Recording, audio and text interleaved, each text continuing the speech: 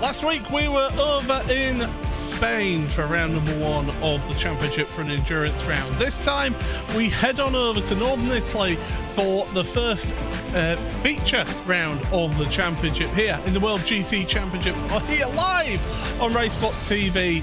Hello everybody, welcome along to the commentary booth. Paul Smith and Peter Mackay here. Well, I'm celebrating Yorkshire Day. I don't know about you, Peter, but anyway, great to have you along as always. And Imola, classic Grand Prix circuit, and should provide some intriguing battles out there. Certainly should. A very happy Yorkshire Day to you too, Paul. And I thought, well, since the official logo or the official symbol of Yorkshire is the white rose, I thought I'd wear a white shirt, and I'll have some Yorkshire tea as well. So yes, I'm getting in the spirit of Yorkshire Day and in the spirit of some racing at Imola. It's one of my favourite tracks on the iRacing platform, and yeah, feature race format tonight with pit stops, long pit lane of course at Imola. It's going to be very interesting with strategy, and I can't wait to get stuck in.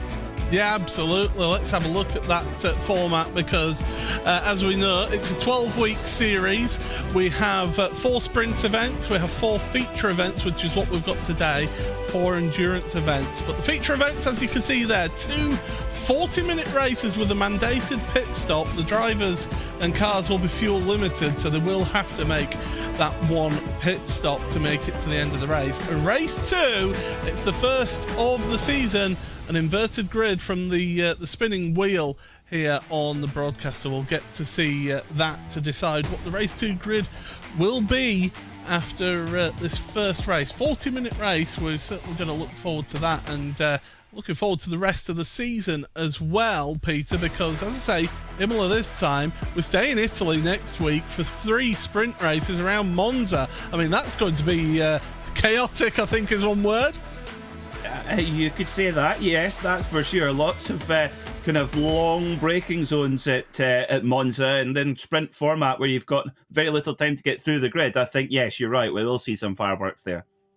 Road Atlanta after a week's break for the second of the endurance rounds, before we then go to Road America and finish off at Daytona. So it's a very much a United States affair for the second quarter of the championship. Then take another week break before we head on over to Fuji Speedway for the first time in this championship.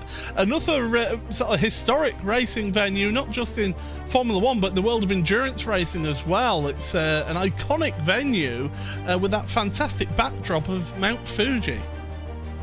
It's glorious. There's, I mean, it is a super part of the world, and so picturesque. And in Japan, you know, they just love motorsport, and they've had played such a big part in the sport and the development of the technology as well, and that applies to racetracks as well. And yeah, it's great that we now have the Fuji Speedway on the iRacing platform.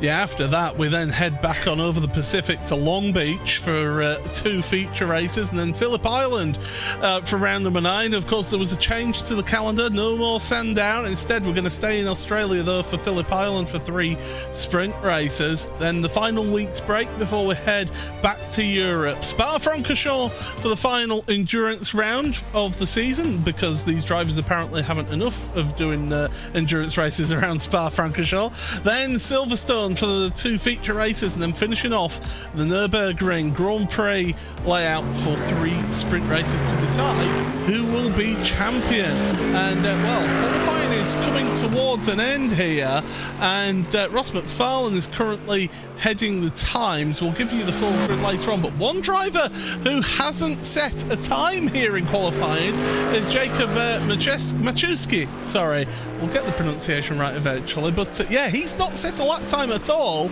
And I'll tell you, the key point around this track, Peter, is up at Variante Alta. It's so easy to get a corner cut.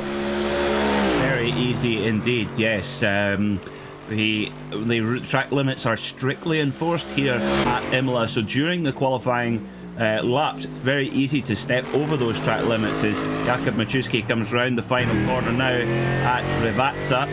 Here he is, door open, and vest on. He's ready. Obviously lives in a hot climate, does Jakob. Over the line he comes. Is this lap going to be valid? 140.207 to beat to 140.242. Second on the grid. That's a clutch lap.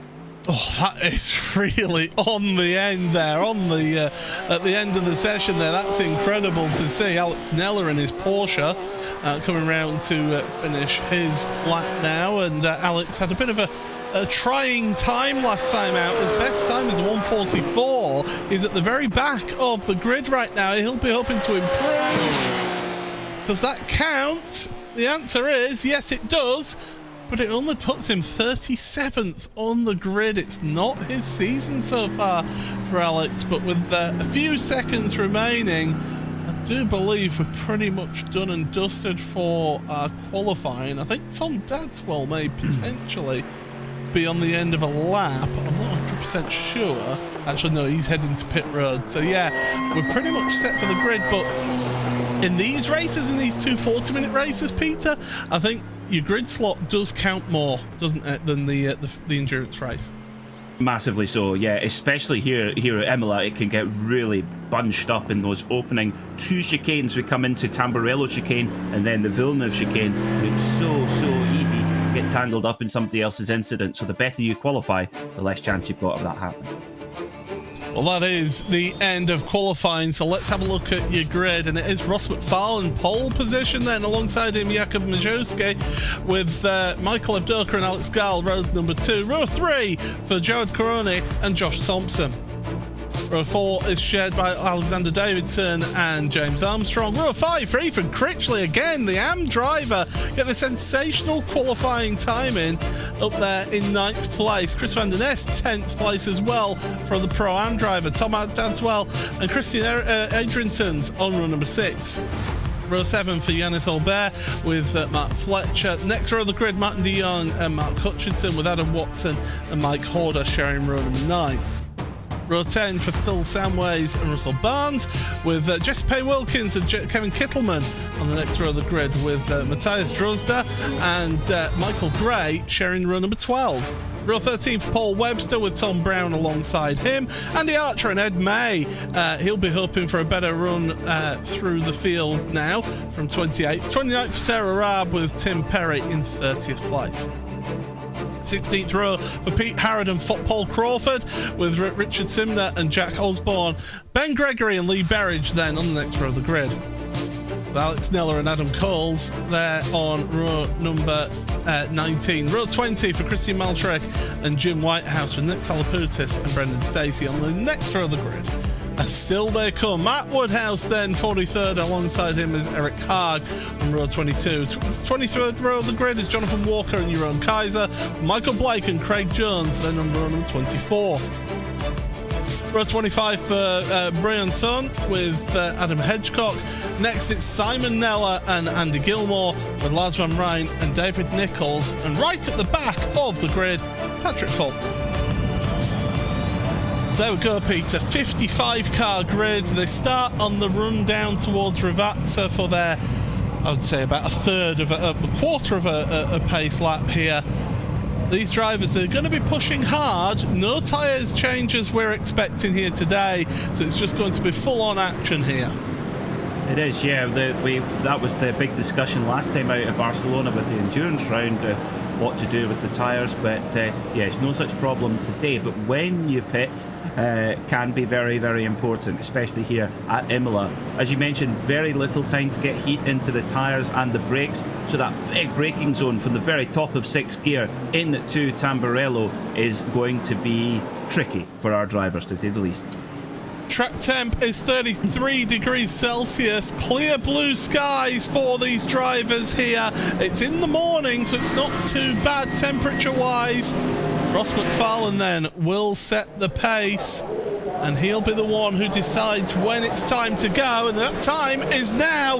Green flag is in the air for action here in the World GT Championship round number 2 at Imola, heading down towards the Variante Tamburello for the first time then. Onto the brakes. Can everyone make it through here nice and clean? So far so good. Oh, Josh Thompson's into the kitty litter. He's into the wall. That's a disaster for Josh.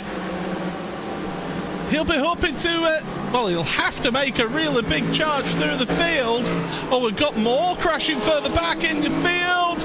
Cars darting left and right. Can they all avoid the car stuck in the middle of the track? Yes, they can, pretty much.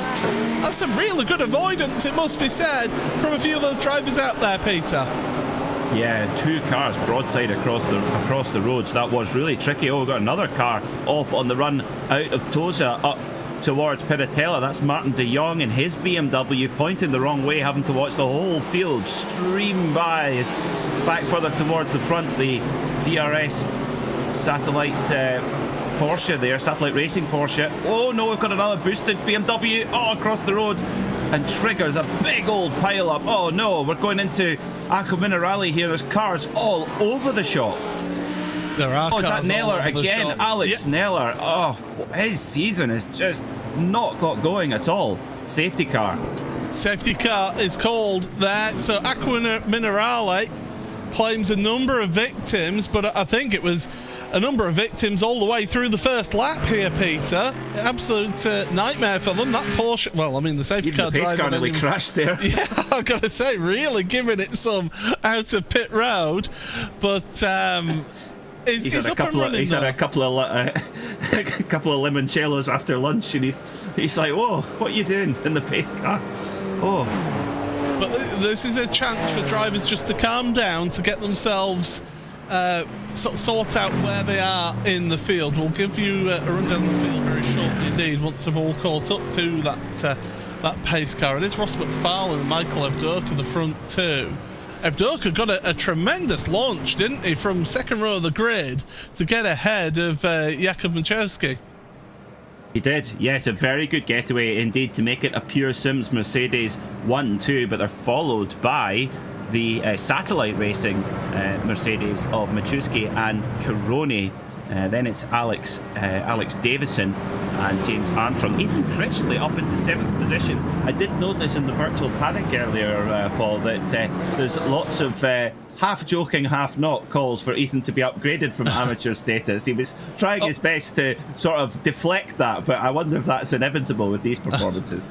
Well, there are a number of cars on pit road to get their fast repair, because fortunately in this series you do get a free repair here. So Adam Watson, I mean, that's a man who never evades incidents. Adam Hedgecock, Craig Jones, Jessica Wilkins, Tom Brown, Sarah Braab, they're all on pit road right now. Pete Harrod has actually been on pit road and has left pit road.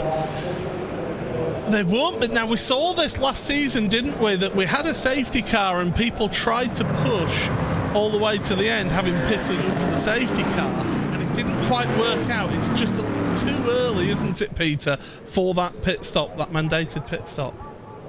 Yeah, just a little bit. Yeah, I do see a few drivers there taking tyres, interestingly, maybe trying to make the stop as long as they can, but also stay on the lead lap. You might actually see drivers kind of waiting there in pit lane until the safety car comes round, nip out just in front of the safety car, then do a full hot lap, and then you've got way more tyre temperature than the drivers that you join with when we go back green again. So playing that strategy is very important. There's actually a lot of drivers who this safety car has played very much in their favour. But or at least not as bad as it would have been otherwise. Yeah, I mean, it's not the easiest place to overtake at, though, is it, Peter? It can be a little bit tricky. Yes, you can get a move done down into Tamburello. You can even try a move down into Villeneuve. Rivazza's a bit of a push as well. It's not the easiest to overtake at, but you can overtake here. You can make it, especially if you've got a bit of an overspeed of the car in front, and that that can come from tyre temperature as well. So it'll be interesting to watch the progress of the drivers who have had to come into pit lane and who have taken tyres. But if they're still in pit lane, well, they're going to go a lap down here as well, and that's going to be impossible to get back from. So no matter what service has been done, you need to get that done before. More coming onto pit road. 4 drivers. So Jim Whitehouse, Andy Archer, Matthias Drozda, and also Lee Berridge, and Ben Gregory, Ed May, Josh Thompson, Alex Neller. So the pit lane isn't the pace car. Yeah, the pit lane isn't open the first time you go by. So those that did come in first time they went by should have an end of line penalty. These drivers coming in now should be fine because the pit lane was open when they came onto pit road. Right, okay, this is fascinating then. A lot of drivers filling up the fuel, and one car there, one of the Mercedes, going for tyres as well. Fascinating stuff. Now, do we think they can get to the end? It's going to be a push. Here's what happened to Josh then, and just the slightest of contact. I don't know if there was a bit of a squeeze or not, but that's what happened to Josh in that Team Redline car. He's Sarah Raab, so that's on the exit of Tamburello. You're going 2-3 wide. They're in contact. Sarah was just speared and nowhere for her to go. The Indy Autosport car ended up sideways across the track. Here we go. So it's a Century Sim Racing car that went for a gap that was always closing, and the innocent party in that is the Indy Autosport red car. And Sarah Raab as well. She, as you said, she did get absolutely speared there. Well, of course, the Japanese anime logos on the side of that machine, sort of Good Smile Racing-esque. Well, that was Bad Grimace. That was, dear me, that was... Oh, look at that. Oh, Patrick Faulkner passing the grass. Oh, dear me, Kevin Estra Faulkner there. Wow. Now, this is what happened to Adam Watson. This is up at Piratella. And it's just a side contact, and that's the problem. If you make that side contact, and then there's others get involved in that one, and that's what then triggers it all going down the hill towards Acqua Minerale. There was cars just skittling everywhere, even into Acqua Minerale to try and avoid. That's why the safety car was called. There was just cars absolutely everywhere. It was carnage. Like the Acqua Minerale is frozen. Yes, Ed May was one of those caught up in that. Of course, Ed had a tremendous qualifying last time out at Barcelona, but we're getting ready for a restart, by the way. The drivers are heading down to Rivazza. The lights are off the safety car. Michael Evdoka has pulled right up alongside his teammate. Do you think there's a little bit of teamwork and order here? Ross will certainly be on the radio to say, okay, I'm going now. Yeah, they'll be in communication with each other, as will the Satellite Racing drivers as we go back to green. Yeah, so Ross McFarlane once again, single file restart this time, so hopefully everybody can get through. Tyres should be a bit more up to temperature as well. Green flag doesn't come until late here, and Barney seems to be on strike today and is not putting his flag out, but we are green flag racing once again here in the World GT Championship, down towards Tamburello once again. Through the left, through the right, through the left again. Avoid those sausage curbs if you can, because it can unsettle your car, can that one. So it's McFarlane, Evdoka, Majuski, you've got Jared Caroni in 4th place, Alex Davidson 5th ahead of James Armstrong, Ethan Critchley, Alex Gall, Tom Dadswell and Yanis Albert rounding out the top 10 of your field here. Here's Christian Malcharek in Pro-Am. He's further down your order. 10th place in class, but remember the class positions don't really matter in this series because, of course, it's the points that you score where you finish, Peter, is what counts as the championship. Yeah, absolutely. So every point is every position is worth fighting for. As we're back under green flag, coming down into Aqua Minerale, very, very difficult corner there as well. The car's moving around all the time. You're just trying to manage that and carry as much speed through as you possibly can. Ethan Critchley in the AM class, 7th overall, incredible. And leading in the Pro-Am class is Chris van den Ness with Jensen Adriansen right behind him. So it's it's amazing, the performances from Ethan Critchley. I do wonder if that amateur licence is going to be upgraded very soon.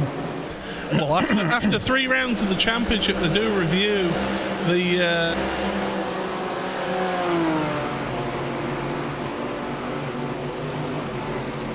a few drivers do get their licenses changed here, but McFarlane's got a half-second lead over Evdoka.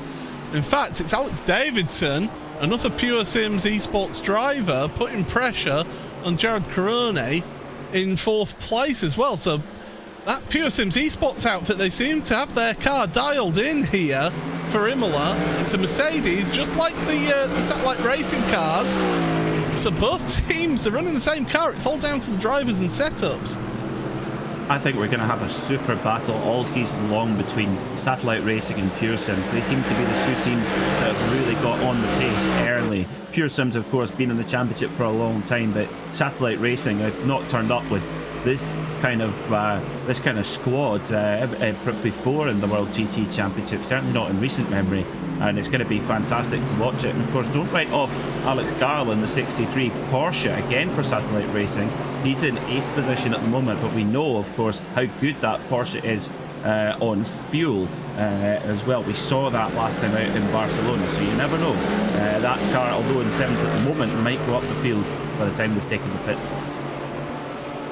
Don't forget as well that just behind those that lead 5, James Armstrong for Brabham Esports. So Brabham Esports having a good opening to the season as well. They're finding themselves in 6th place right now. So yeah, there's plenty of new drivers into the series that are putting on a great performance. You see James trying to encourage his BMW along this long front straightaway. I mean, this is longer than when Formula 1 was here pre-2006, when they made some changes back in 2007, I do believe, around this venue. And yeah, it really gets these cars to way through to Tamburello. James Armstrong there, the Jody Scheckter of the World GT Championship as well. Yeah, willing his BMW along. Alex Gall now is actually, although a pro driver, a bit of a cork in the bottle here. He's got Ethan Critchley right behind him and a huge queue of drivers as Alex Davidson goes to make a move here on Caroni on the 78 car and gets it done. Great move there into Piratella. Very, that's fast through there, and you've got to be really precise, but he got it done. Great stuff from Davidson. As we go up out of Aqua Minerales, I said he was challenging, didn't I? I said he was trying to make some moves there, and certainly Alex Davidson moves himself into 4th place. The Pure Sims Esports, they must be delighted with this combination of car and driver. They seem to have really dialed themselves into this new Mercedes very quickly. And Jared Caroni down to 5th place. You will need to do an element of fuel saving in this race as well, by the way, because you do have that mandated pit stop, but it won't have the same effect as we saw last time out at Barcelona. No, the fuel game was really important last time out in the 1 hour and 45 minute endurance race. 2 40-minute races tonight, but with a mandatory pit stop in each. And James Armstrong looks like he's in a good position there as well, right behind Caroni in the Mercedes. And Armstrong is the leading non-Mercedes, if you like. So very clear that the machines from Alftabach have been the choice of the moment. But of course, the thing I like as well, Paul, about World GT Championship is that usually the season sort of transcends two different iRacing seasons. So normally we see at the change of an iRacing season, which happens every 12 weeks, big change in balance of performance. So the Mercedes might be the car to have right now, but that could change when we hit the end of the iRacing season. Yeah, there's no guarantee that you're going to get the performance that you're getting now at the end of the season. Eric Haag currently trying to make some moves. That's on one of the Team Mad cars. I believe that's Matt Woodhouse in front. It is. So Eric Haag in 29th. Now James Whitehouse behind Eric in 30th place is the first of the cars that have pitted. Now James only took fuel in his pit stop under the safety car, so he just topped up the fuel tanks, basically got himself a free pit stop, didn't he, under that safety car, and got back out, and he'll be hoping that he can push on as long as possible before he has to do a splash and dash at the end. There is James, currently racing, actually at Century Sim Racing as well, the venue in Warrington. If you are in the Warrington area, do check them out. They've got a fantastic facility, at least so I'm told. I've never been there myself. I must take a trip. I'll just pick that hint that Paul's just dropped off the floor. That was as subtle as a brick. 24 minutes to go here then in this race at Imola, and yeah, we're about 4 weeks away from the end of the iRacing season, so that's when we should see we could potentially see a change in the performance kind of pecking order. But until then, well, there's a lot of racing, there's a lot of points to be scored between now and then, Paul. So if you're in a Mercedes, you've got reasons to be very cheerful right now. Yeah, you've got to make hay while the sun shines, that's for sure, and you've really got to push on. And there's tyre smoke through shot then. Somebody's had a moment, I do believe, but there it is, there's the car. I believe that's Sarah Raab, who's off in the gravel trap, so had issues through Variant to Villeneuve as they go out of Tosa, up the hill once again. And one of my abiding memories of Imola throughout the years of watching motorsport here is we'll take a look at Sarah Raab, just caught the grass on corner entry and just could not quite save it. Sensibly though, waited until everybody was passed before starting moving again. Absolutely, gone to the Conry Maddox School of Sim Racing Driving. Oh, Alex Neller's had a technical failure. Oh my goodness. Oh, that is definitely a technical failure. Yeah, he's no control. It's as if it's just come back there. Yeah. Oh, I think it's his pedals that are gone because he can't brake, and the throttle's stuck open there, I think. Yeah, it did look that way, didn't it? And of course, it was front impact to that car, so unlike like the Mercedes that you see here, it won't have actually damaged the engine. It'll damage the radiators that are in the front of that Porsche 911 GT3R car, but certainly the engine, it wouldn't have killed that there and then. Now, look at this, because Michael Avdoka is under some serious pressure right now from Jakub Majerski. And behind Majerski is actually Davidson. So Alex Davidson has got onto the back of the satellite racing driver. So Majerski's trying to go for second place. Meanwhile, Ross McFarlane saying, "Thank you very much. See you later. I'm running away at the front." Yeah, and we know that Avdoka is perfectly prepared to be a team player. We've seen before with Pearson's and other championships where Avdoka will play the team game if it's necessary. Let's see. Oh dear. Simon Neller puts a wheel on the grass, spins and takes one of the satellite BMWs with him, and reverses into him for good measure. Dear me. So it's not a day for the Nellers, is it? Alex with a total pedal disconnection is what is reported in the YouTube chat. Thank you very much, Alex. And now Simon catching the grass onto corner entry into Tamburello, the fastest part of the track as well. So once you lose it there, you're ending up around. Just ask a certain Mr. George Russell and Valtteri Bottas about that. So Majerski now making a move here, trying to get past Michael Avdoka. He knows if he's got ambitions to win this race, he can't be stuck behind Avdoka for much longer. But Avdoka's going to make him go all the way along around the long way. And left, right, through here, through Tamburello. And Davidson's going to get in there as well. And Evdoka hangs on for good. And actually, Machuski might lose out to Davidson here as they go into Vilna if he does. Oh, that is the perfect sort of boxing it. He's done the classic wave of the arm. He's not happy.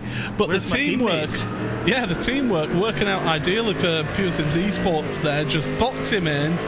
Yep, you can shake your head all you like there, Jakob, because just get your head down, focus forward. You've still got just under 21 minutes to go in this race, so we're just about the halfway point of this race.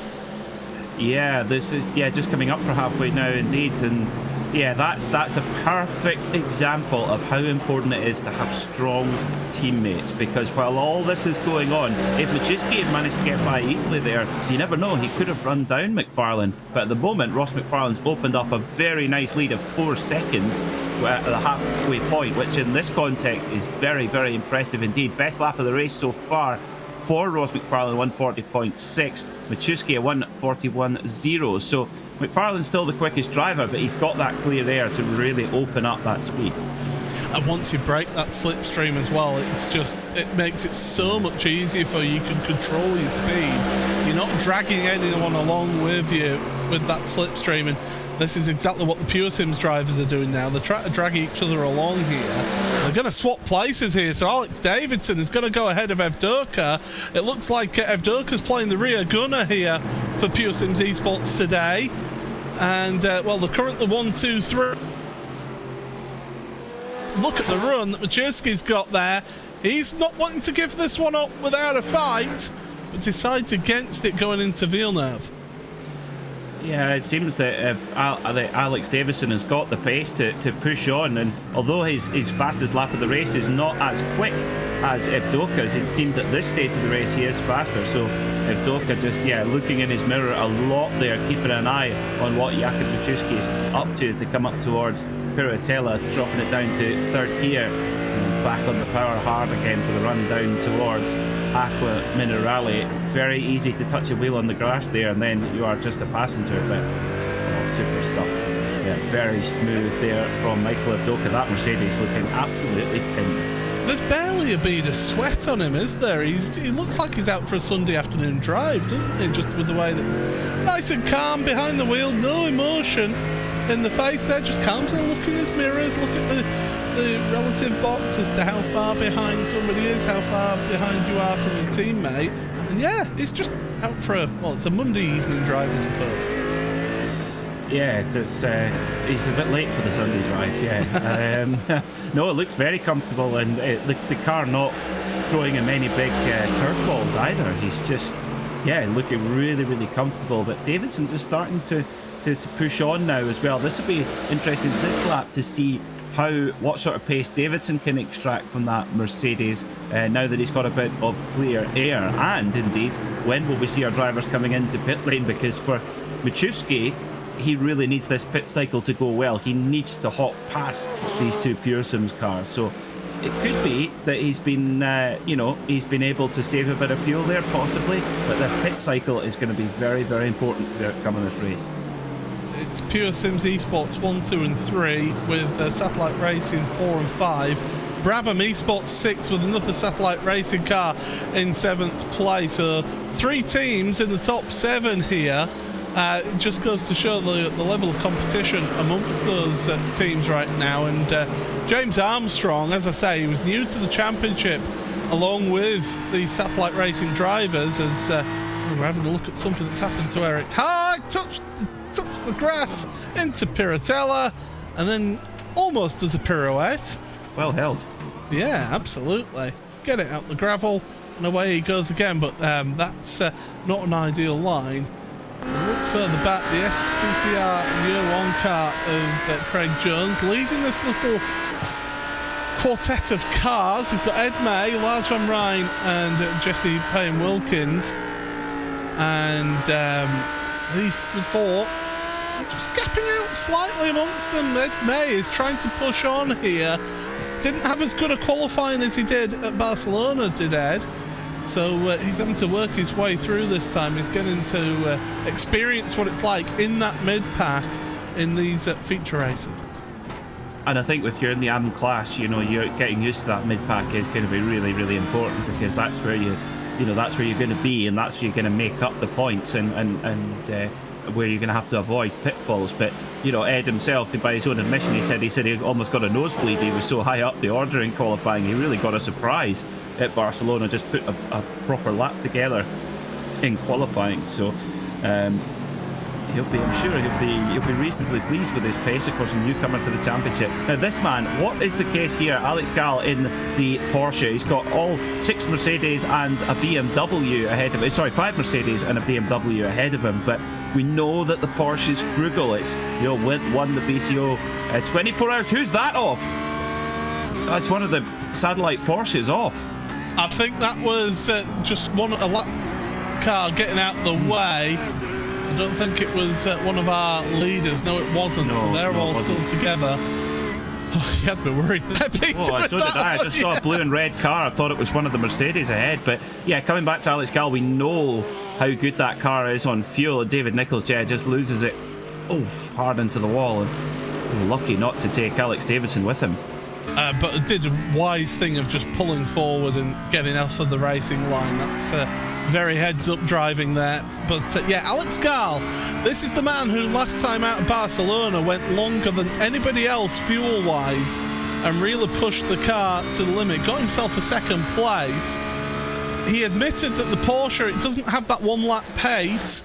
So here's the move. Here's the move for third place in Majewski, having to go the long way round into Tamburello. You can hold it around the outside there, and he's done it. Fantastic move there, and his teammate Caroni is going to say thank you very much, I'll take that place. And James Armstrong wants a piece of the action now. Sensational stuff here at the front of the field, and Armstrong for Brabham Esports, he's falling like a brick. Is Michael Evdoka is trying to stem the bleeding here, because Alex Gall now says, I'll have a piece of the action as well, boys.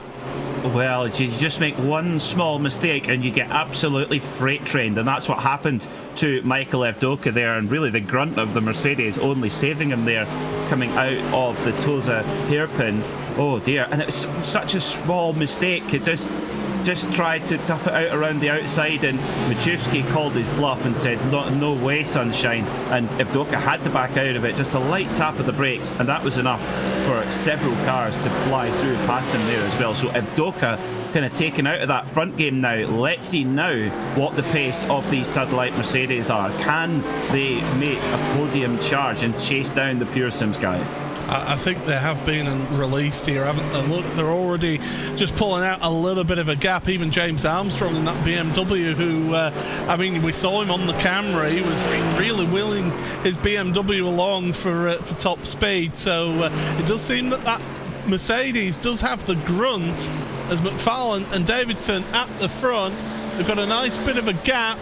And then Majewski, he is, 2.8 seconds back from Alex Davidson, so he's got a bit of a charge to make here to try and catch up now, but he certainly has been released along with Jared Caroni, his teammate, and also James Armstrong for that team of Brabham Esports. We have got pit stops going on at the moment right now, so there's a few drivers heading down onto pit road. You've got Richard Simner, Jack Osborne, Nick Salaputis onto pit road. Nick in one of the very few Lamborghinis out there, so it's great to see the Raging Bull getting represented here. Yeah, this has been a home race as well for the Lamborghini Huracan, the machine from Bologna, not far down the road. I'm off to Bologna next weekend. I'm very much looking forward to it. I've bought some elastic trousers just in preparation for all the pasta.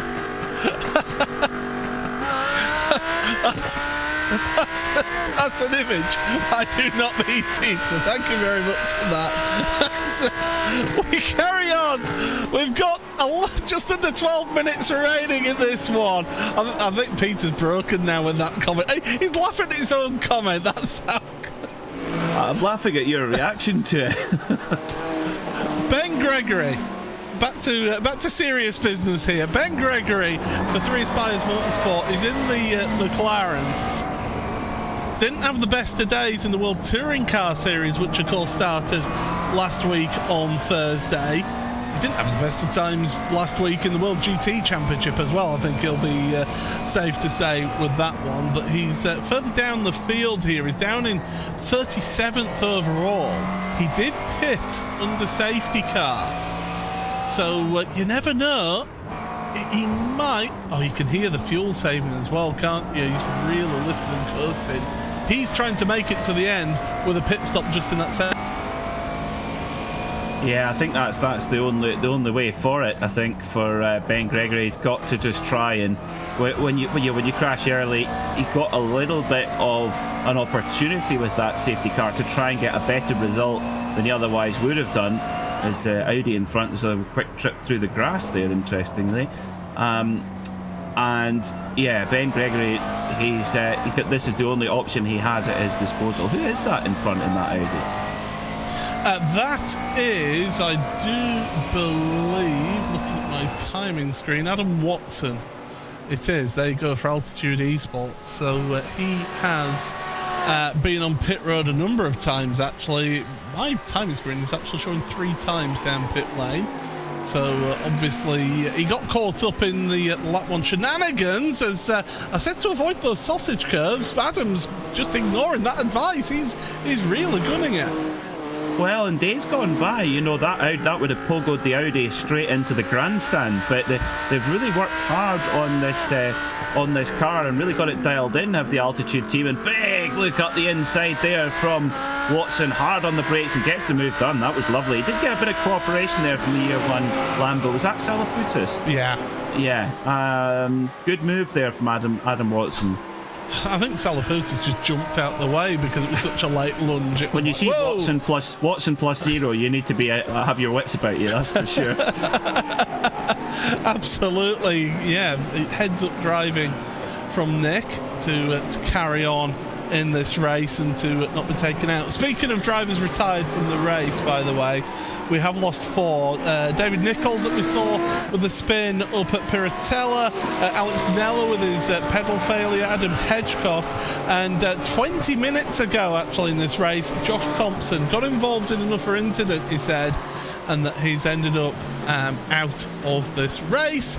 A little dart out to the right there from Tom Brown in that Indy Autosport red car, and he is currently racing against that Century Sim Racing car as he goes along. That's James Whitehouse in front of Tom. Now James has pitted and he pitted under the safety car along with Tom. Tom took tyres though. He was 31.1 seconds on pit road, in the pit stall should I say, for him. So those fresher rubber might be helping him out. That sounds like 2 tyres to me. Excuse me, sorry, with no fuel, of course, my apologies. That is 4 tyres, you're absolutely right, yes. Well, it would have just been a splash right at the start as well, don't forget. So, yeah, he's really pushing though.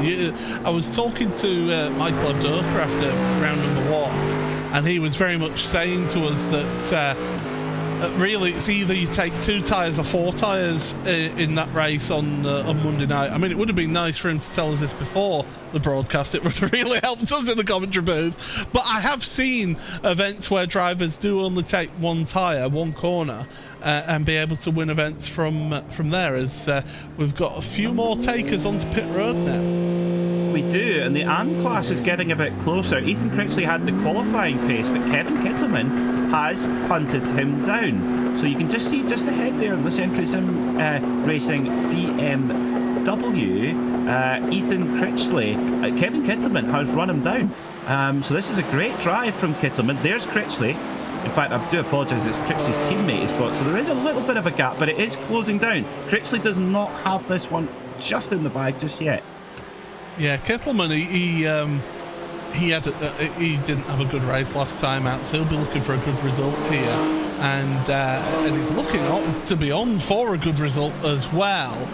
Jensen Adriansons, he's up in 12th place. He got a tremendous result last time out at Barcelona. He's yet to pit so far as Jensen, but again, we saw the pace that Adrianson... Well, we finally got to see the pace, should I say, Peter, last time out at Barcelona, that Adriansons does possess, and he's showing a good showing so far today. A fantastic showing, yes, from Hutchinson's there. And now all of our leaders, we've got a big leading pit party on, all of the leaders coming in at the same time, which, to be honest, for the race leader, Ross McFarlane, that's ideal. There's no potential strategy worries. He can just come in, take his pit stop and get back going again. Yeah, we have the veritable pit party going on right now as drivers come into and out of the pits. And it's all about, if you've been able to save yourself from some fuel, it might save you about 3/4 of a second, maybe a second. There's 3 cars coming out together out of pit road. Good luck trying to sort that one out, chaps, because that could get a bit messy very, very quickly indeed. Out of pit lane, Alex Gall has got Mark Fletcher and Tom Dadswell right on his, I would say boot lid, but it's more on the gearbox of that Porsche. But thankfully for Gall, able to get out nice and clean. But Fletcher and Dadswell, that's a tremendous jump for them. They've gained a number of positions in this pit stop cycle.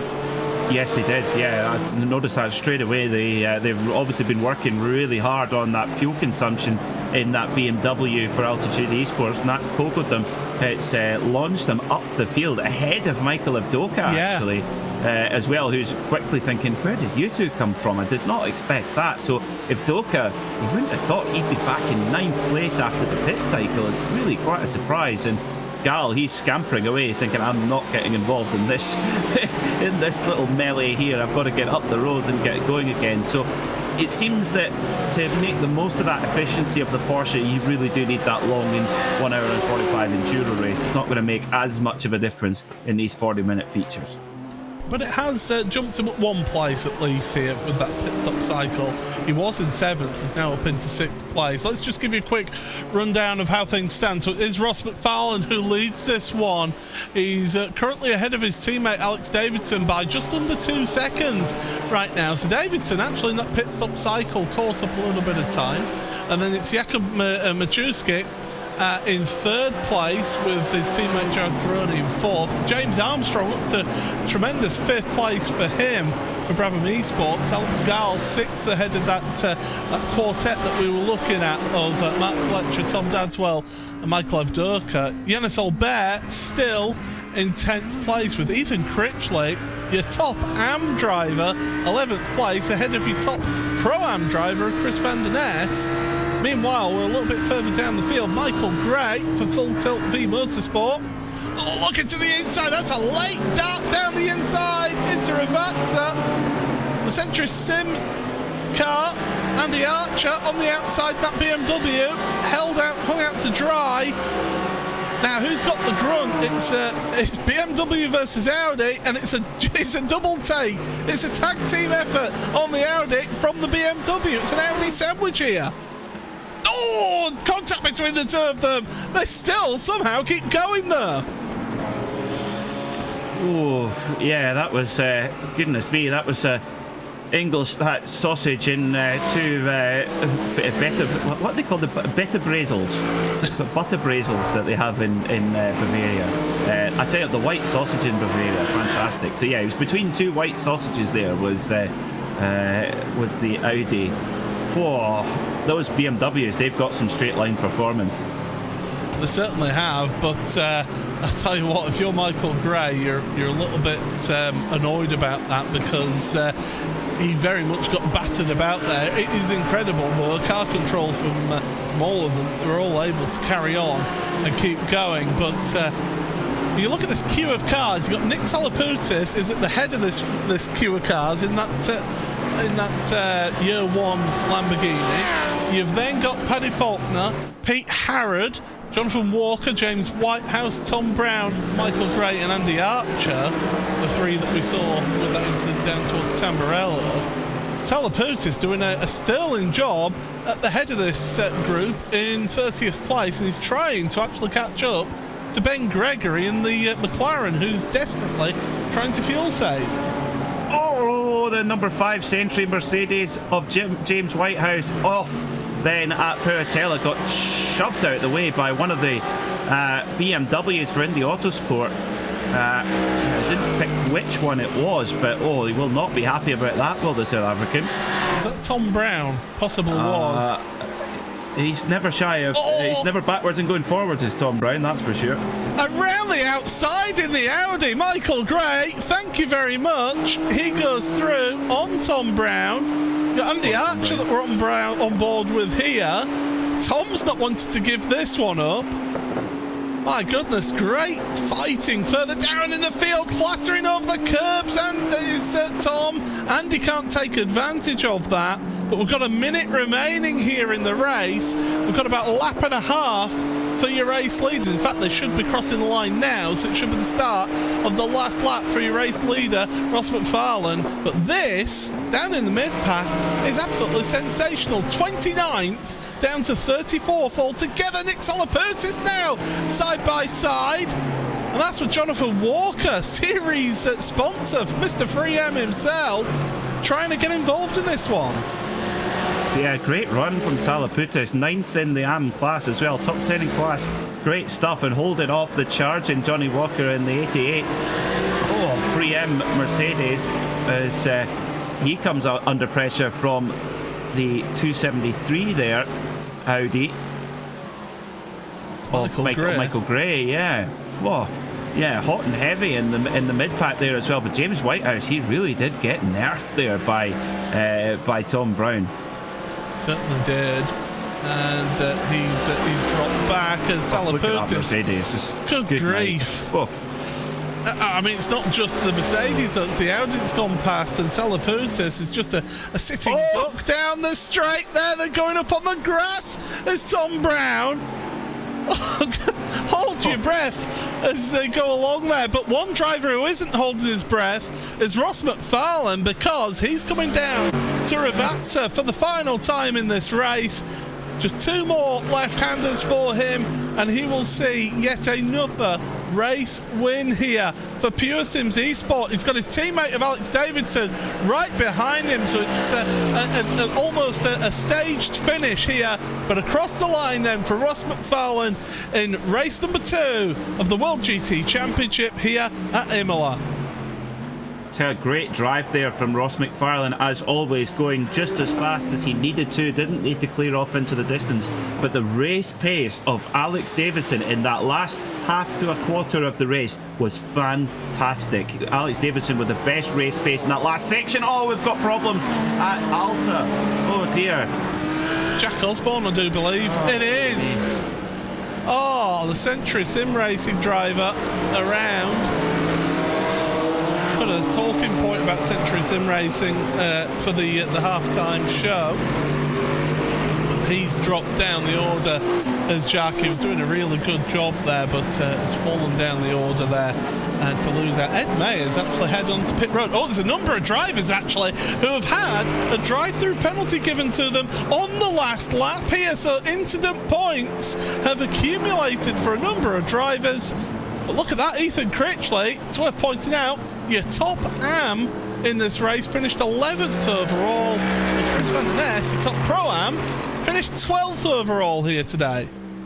Well, I mean, I think it's not up to us, but I think we would not be surprised to see Ethan Critchley bumped up a class to Pro-Am. So if that is going to be the case, still got to score as many points as possible. And, you know, if he's not going to be in the AM class for much longer, well, it's great. He's scoring the points to keep himself in contest for that class as well.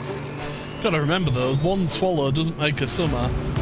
But we'll get a look at the in terms of results. I mean, as we look at the spinny wheel to decide who is going to be on pole position for race number 2, and that is just calming itself down towards.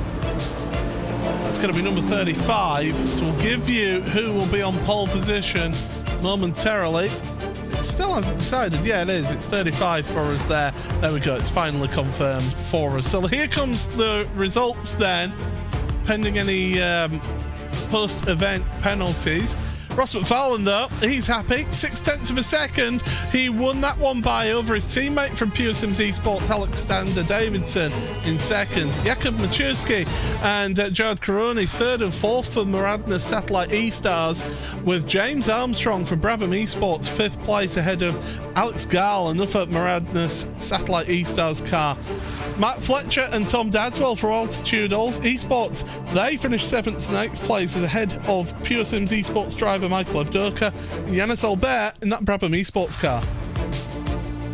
Ethan Critchley with a fantastic result, top AM here for Century Sim Esports, ahead of the top Pro-Am for Evo SR, that's Chris van der Ness. Second place in Pro-Am, Mike Horder for Boosted Virage, ahead of Jensen Adriansens in Indy Autosport Red. Second place in AM for Kevin Kittleman, again another Indy Autosport Red driver, ahead of Phil Samways, Russell Barnes, Paul Webster, and then the third place AM driver, Adam Coles for Evo SR, ahead of Richard Simner. Christian Malsharek ahead of his teammate Martin de Jong, with the two Team Mad drivers of Matt Woodhouse and Michael Blake 23rd and 24th places. Ben Gregory then 25th ahead of Jonathan Walker. Tom Brown, Andy Archer, Jim Whitehouse and Craig Jones round out your top 30. Mark Hutchinson then 31st ahead of Michael Gray, with Jeroen Kaiser. Patrick Faulkner ahead of Paul Crawford, his DCW Racing teammates. Pete Harrod, nightmare for him out there in 36. Of course, Paul Crawford makes it a DCW Racing front row of the grid with that reverse grid. 35th is the one who gets that. Lars van Rijn 37th then ahead of Jesse Payne Wilkins, Brian Son and Adam Watson. Ed May, Brendan Stacey, Jack Osborne and Matthias Drozda down there in 44th ahead of Nick Salaputis, who ended up one lap down, so must have had issues on that last lap. Tim Perry, Eric Haag, Simon Neller, Andy Gilmore and Sarah Raab all one lap down. Also is Lee Berridge. And then drivers who did not finish, it's David Nichols, Alex Neller, Adam Hedgecock and Josh Thompson. Well, Peter, 35 is the reverse grid. You've got two teammates on the front row, which is Paul Crawford and Paddy Faulkner. What a tremendous opportunity for the DCW Racing team. Massive opportunity, yeah, because as we saw, you know, even if you've got a lot of pace, it's difficult to make your way through and to open up that clear air to lay down your pace. So, yeah, very good opportunity. And now we're going to see who's going to come out on top in the battle between Pure Sims and Satellite Racing, because they're all going to be starting kind of outside of the top 30, and they're very close on pace, very close, but who gets through the field and who kind of survives, let's be honest, the lottery of the first couple of corners is going to be very important to the outcome. And, you know, we saw a safety car in race 1. There's no reason why we won't see one again in race 2.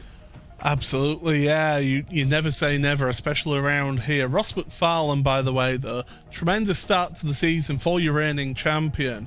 I mean, he couldn't ask for much better, really, than what happened there. He got a nice lead at the front over 4 seconds before the pit stop cycle, but Alex Davidson for Pure Sims Esports as well.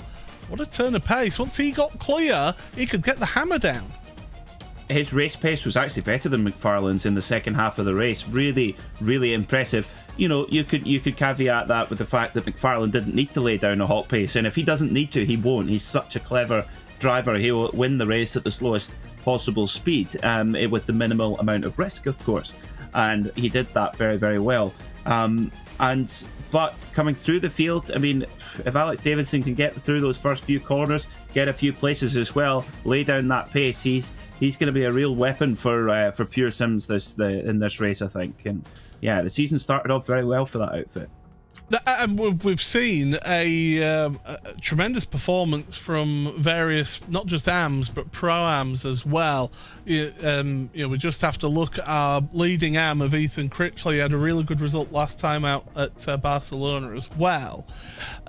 Chris van der Ness, again, just always seems to be up there for Evo SR, doesn't he? He seems to just pull these performances out in these feature and endurance races. It really seems to suit his style of driving. It's great to see those AMs and Pro-Ams mixing it up, but you are right, Peter. The admins, I think, will be sitting down after the next round next week and having a look at how things have stood and say, right, we maybe need to change 1 or 2 drivers.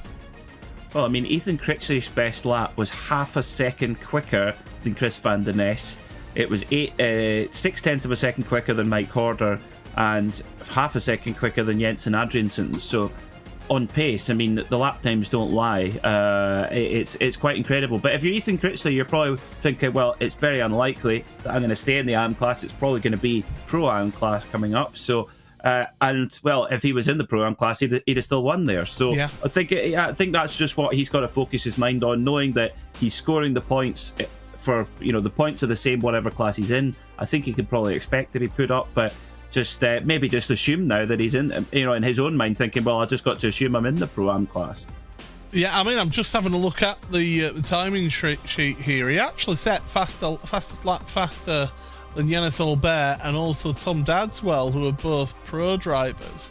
I think it's just the consistency that he maybe doesn't have. He has that 1 lap pace in him, that's absolutely, but the difference between the pro class drivers and the Pro-Am and the AM is just that level of consistency of just repeating those lap times, isn't it?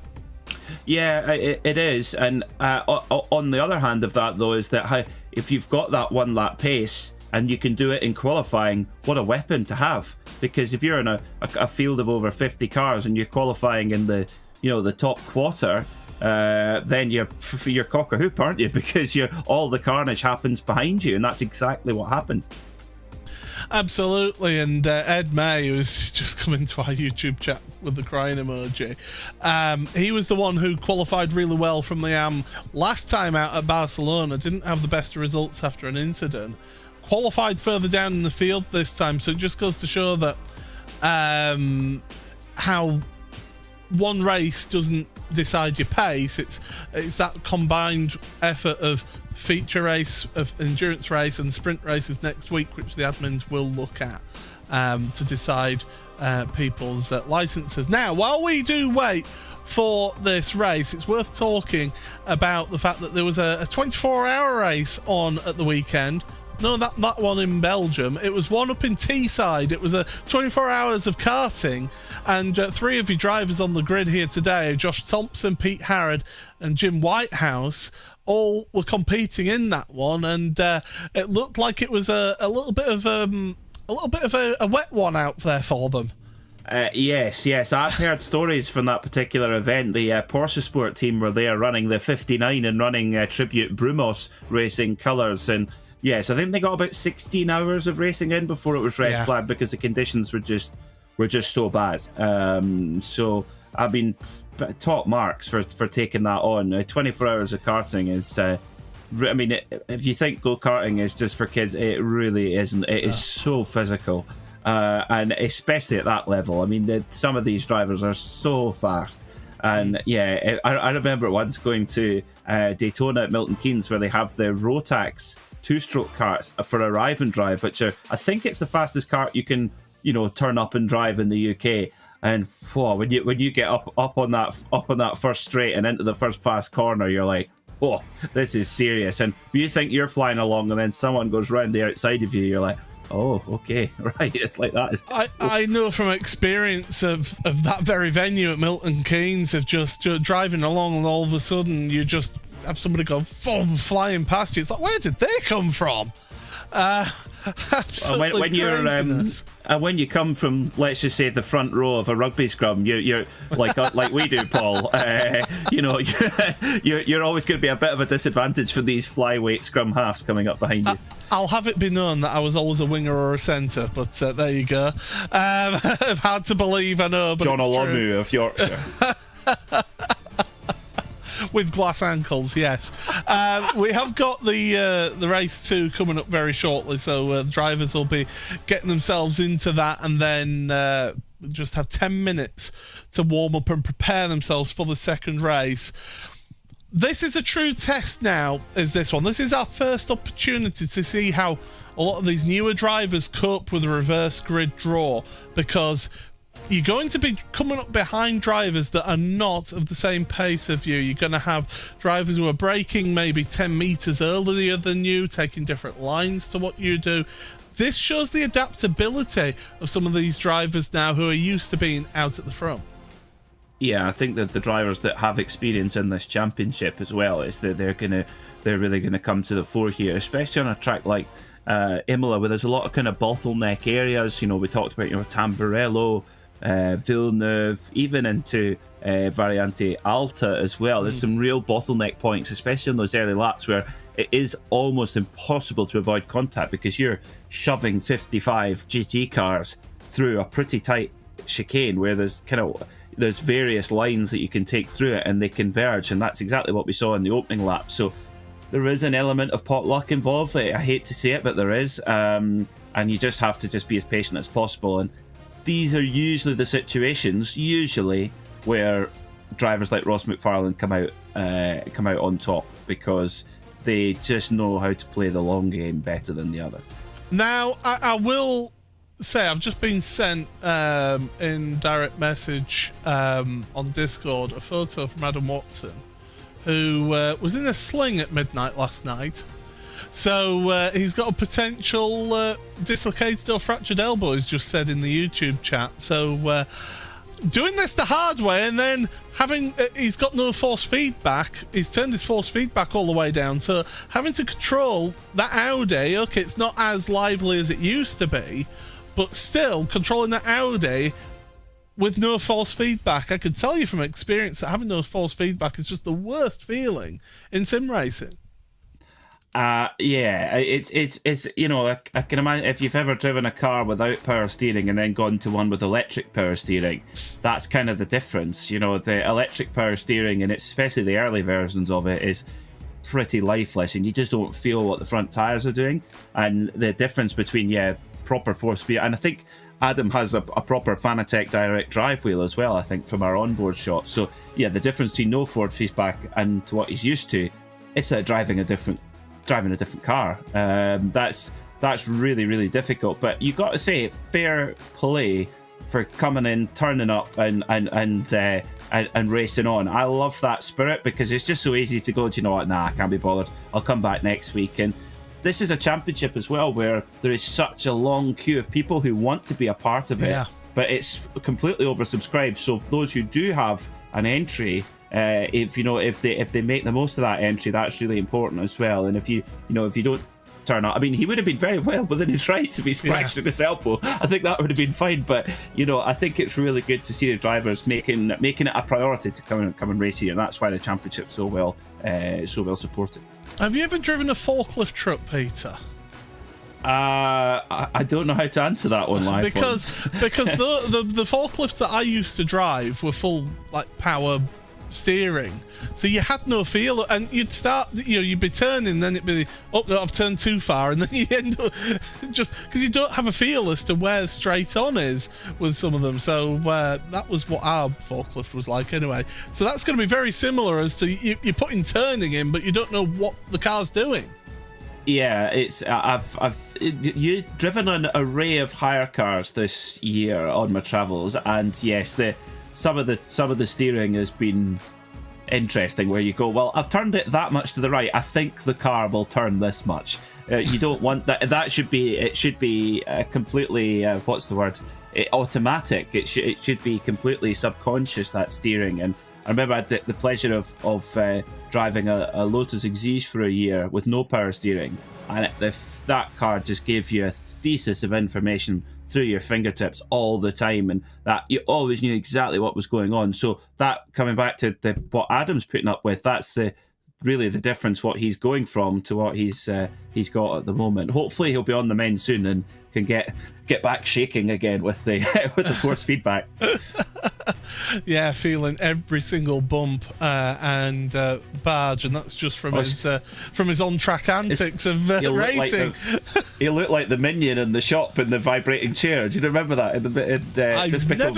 I've never seen a single one of those films, I'll be honest. So there you go. We've got about 1:15 left in warm-up here in this session, so the drivers just acclimatizing themselves, and I mean acclimatizing themselves because it's clear skies once again. The track temperature is now up to 44 degrees Celsius, so they won't be taking tyres in the pit stops, but they're really going to be pushing those tyres, especially, I believe, around here. It's the front right, isn't it?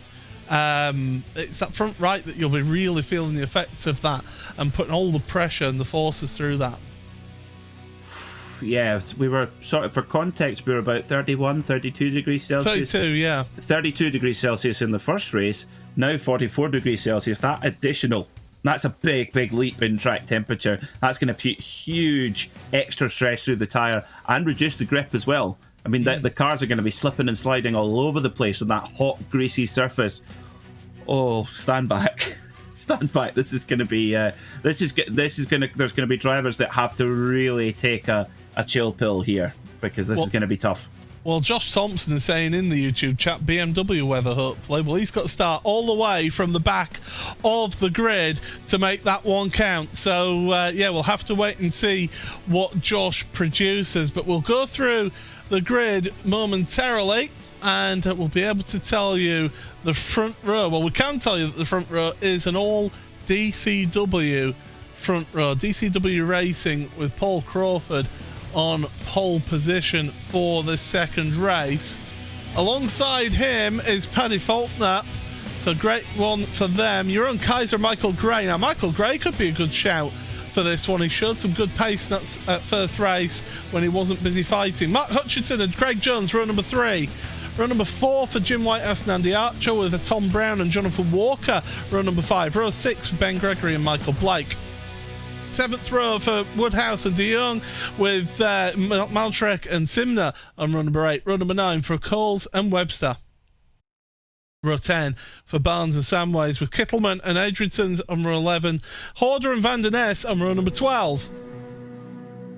13th row of the grid for Critchley and Aubert with Evdoka and Dadswell, then on row number 14. Row 15 for Matt Fletcher and Alex Gall. Row 16 is shared by James Armstrong and Jared Caroni with Jakub Majewski and Alexander Davidson. Race 1 winner Ross McFarlane starts 35th. Alongside him is Pete Harrod.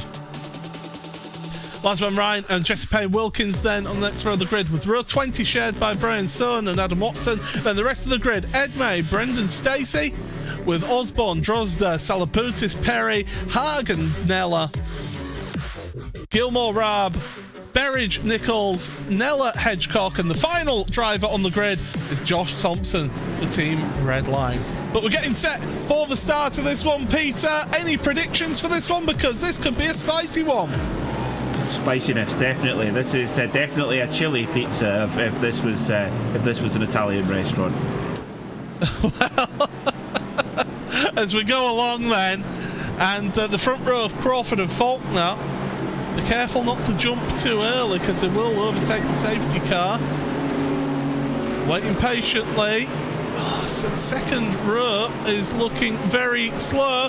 They're going to go now, though. Green flag in the air and we're underway. And Jeroen Kaiser is trying to make the most of this one to get himself up into second place for Team Mad. It's DCW, Team Mad. Oh, there's a crash. Oh, one of the Century Sim Racing cars comes in and big contact. Around they go.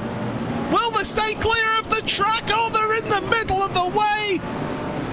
Absolute carnage into turn 1. And we've got another safety car here. This is chaos at Tamburello. Oh, this is even worse than race 1. Cars everywhere. Oh, he is. He's got to be, surely. Josh Thompson almost down to a crawl there. Michael Gray made up about 15 places in about half of a corner there. Just carved through. He was almost full throttle through all of that, and somehow, big risk, but somehow managed to get through. Is that him up there in third? Yes, it is. He did start on the second row. He did start on the second row, didn't Craig? Okay. Although it was a charge from him, it must be said.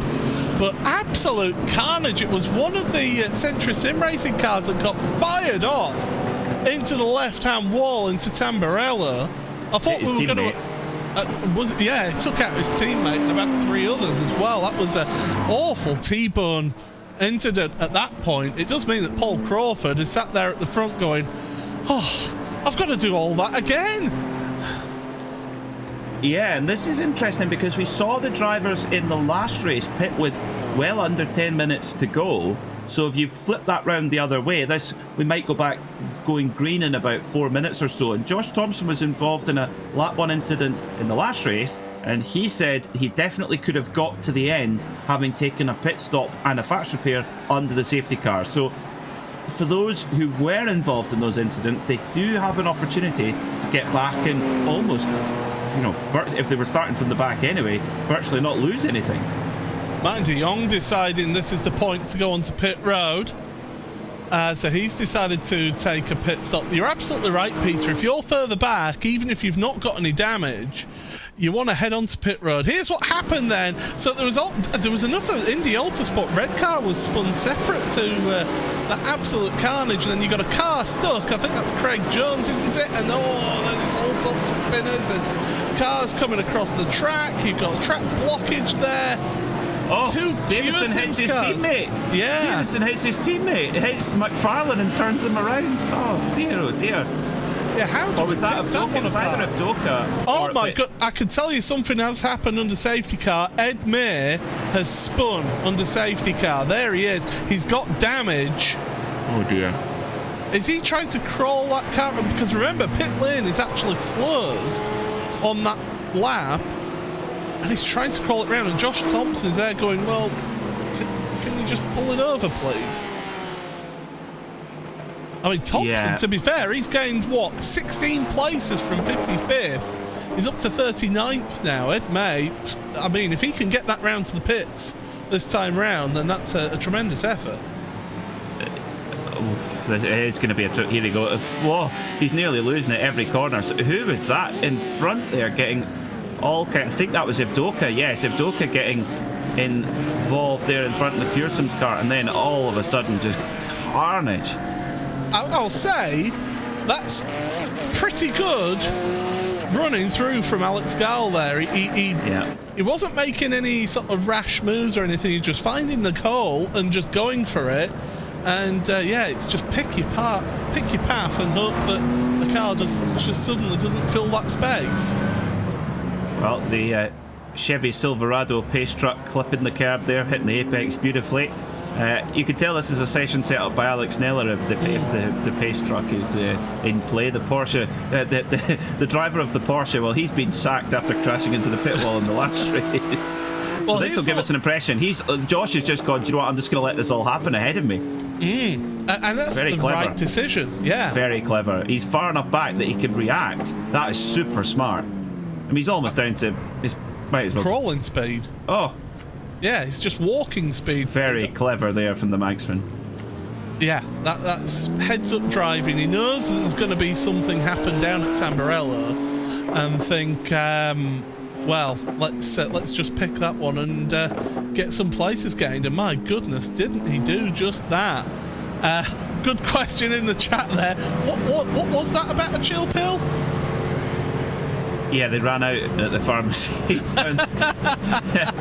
There was only so many to go around. Well, Josh Thompson, he certainly took his because, he played that so clever. He knew he was starting for the back, and you could put very strong money on there being an incident like that at the opening chicane.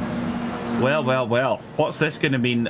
We're going to see two different races going on here. We're going to see the drivers who are pitting now or forced to pit now and trying to eke it to the end, to the flag, and those at the front trying to lay down as much pace as they can and pitting at the normal time later on in the race. Ed May did manage to get that car back to the pit lane. Done. So well done. That's tremendous effort to get that car crawled, literally crabbing along to the end of the lap. Just to give you a little bit of a rundown, it is Paul Crawford then from pole position. He's Ross McFarlane actually. So he's just there on the left, and then, well, nothing, there's cars in the way. Oh, and there he gets turned by his teammate. He was just trying to get out the way. And the thing is, when you're on the grass already, you're not expecting to suddenly see somebody trying to make their way past on the grass, are you? No, I mean, there was just all sorts going on there, and unless you've got a spotter who's using chopper cam at that very point who can guide you through, I mean, even then it's a big ask. There's all sorts going on here. Sarah Rabb right in the middle of it. Now, does she make it through the Talladega big one? Oh, nearly. gets tagged, Oh, but does carry on. So she did a good job, did yeah, Sarah? she did. That Didn't rush Penguin RC simulation car doing a good job in helping her get through, but we've got 33 minutes remaining. So as I say, Paul Crawford leads this one. Off. Yeah, lights are off. We're going green this time. So is the whole field caught up to the train, or are there others still making their way around? there's a little gap at Piratella, but otherwise, yes, the whole field is caught up to the train. So everybody who has pitted is at the back of the field. It's going to be an intriguing race again, and of course that reverse grid comes into play. But yeah, as I said, it's Crawford who leads from your own Kaiser. Michael Gray, I said, was a good shout for possibly coming through and challenging. Paddy Faulkner then shared the front row down to 4th place for him with Mark Hutchinson. Ben Gregory ahead of Michael Blake, Richard Timmer, Phil Samways and Mark Woodhouse round out the top 10. Your race 1 winner Ross McFarlane is in 30th place. And where is he? Jakob is in 20th place. So look at that 10 place difference because of that incident. Yeah, it was a huge number of drivers who have already taken their pit stop as well. Will they be able to get to the end? I suspect they will do.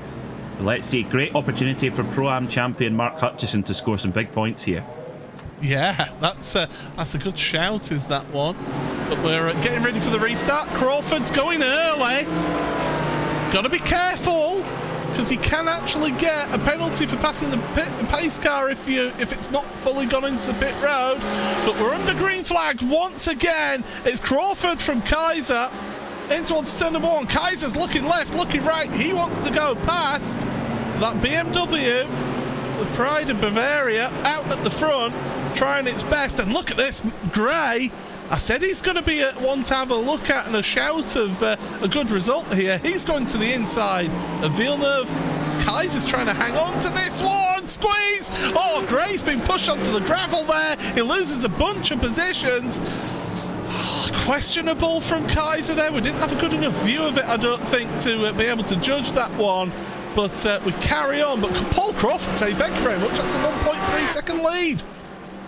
Yeah, Kaiser said, yeah, if you're gonna go around the long way, you're gonna run out of room. And yeah, Michael Gray, it was, you know, maybe it was a risky move, and Kaiser, yeah, showed him the hard shoulder there, and yeah, very tough racing. But yeah, you go around the outside there at Villeneuve, you know you're taking a chance. But the drivers all seem to get through a bit better this time.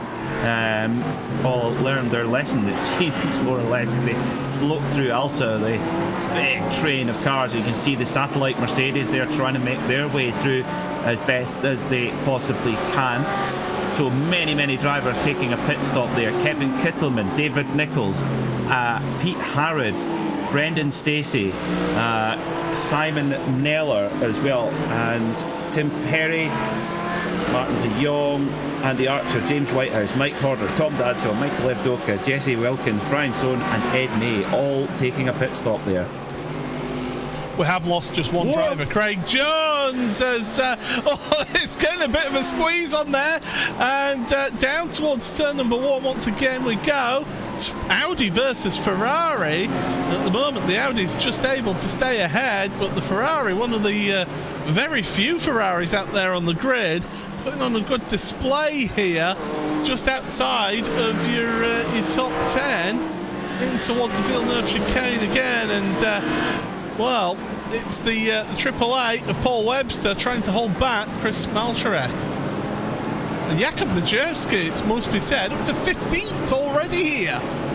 Yeah, great stuff there from Majerski from outside of the top 30. That's a huge move there from the satellite Mercedes driver. But yeah, good to see Ferrari represented. After all, we know it is Imola, but of course the official name of this track is the Autodromo Enzo e Dino Ferrari, of course named after Enzo Ferrari, the founder of the company, and of course his son Dino. Yes, absolutely. Tragically lost son as well, it must be said, was Dino. Oh, a little bit of a move in towards Variante Alta, and there's a big incident. We've got cars upside down. That's I believe that's James Whitehouse, is it, or Andy Archer? It's one of the Century Sim Racing cars. It's Andy Archer. He's out the race. Adam Hedgecock is crawling in his Ferrari. Huge incident. We caught that at the back end of that one. And I believe Michael Evdoka was involved in that one as well, because he's taken a tour to pit road. Oh dear, oh dear, oh dear. Not really a very good day at the office. Is Alex Davidson now making moves in the 555 car? Where has he got up to? He has got up to 22nd position, so making good progress there with hard on the brakes. Got side by side with Alex Gall in the Porsche. They switching back and forth through Tamburello, giving each other good racing room. Yeah, this is tremendous racing further down. Oh, he's got in the back there. One of the satellite racing cars and the Indy Autosport red cars. As there's more tyre smoke coming through shot right now, so I think there's a bit more action going on. And there's a car coming across the track there. Big contact. Who was that? That was got to be Chris Melcherick and James Armstrong. Oh, not Armstrong. Oh, the Brabham. We're so impartial, but the Brabham. No, he had such a good first race though, 6th place, didn't he? And well, let's see what happened here. Oh, so it's a satellite racing car making a move on Paul Webster, and that's where Maltrek gets the damage. He's got damage from that contact with that Century Sim Racing car. That Century car is also damaged. He's out of control. Just the innocent party there. Around he goes. That's gutting there for Armstrong. But here comes Hutchison, the leader in the Pro-Am class, going to try and make a move here on Paddy Crawford on the run down towards Tamburello. 26 minutes to go, and the grunt of that Mercedes, the muscle from Alfterbach, is just too hot to handle. And Mark Hutchison, the Pro-Am champion, goes into the lead. Well, he'll be loving this right now. They've actually got quite a gap, I must say.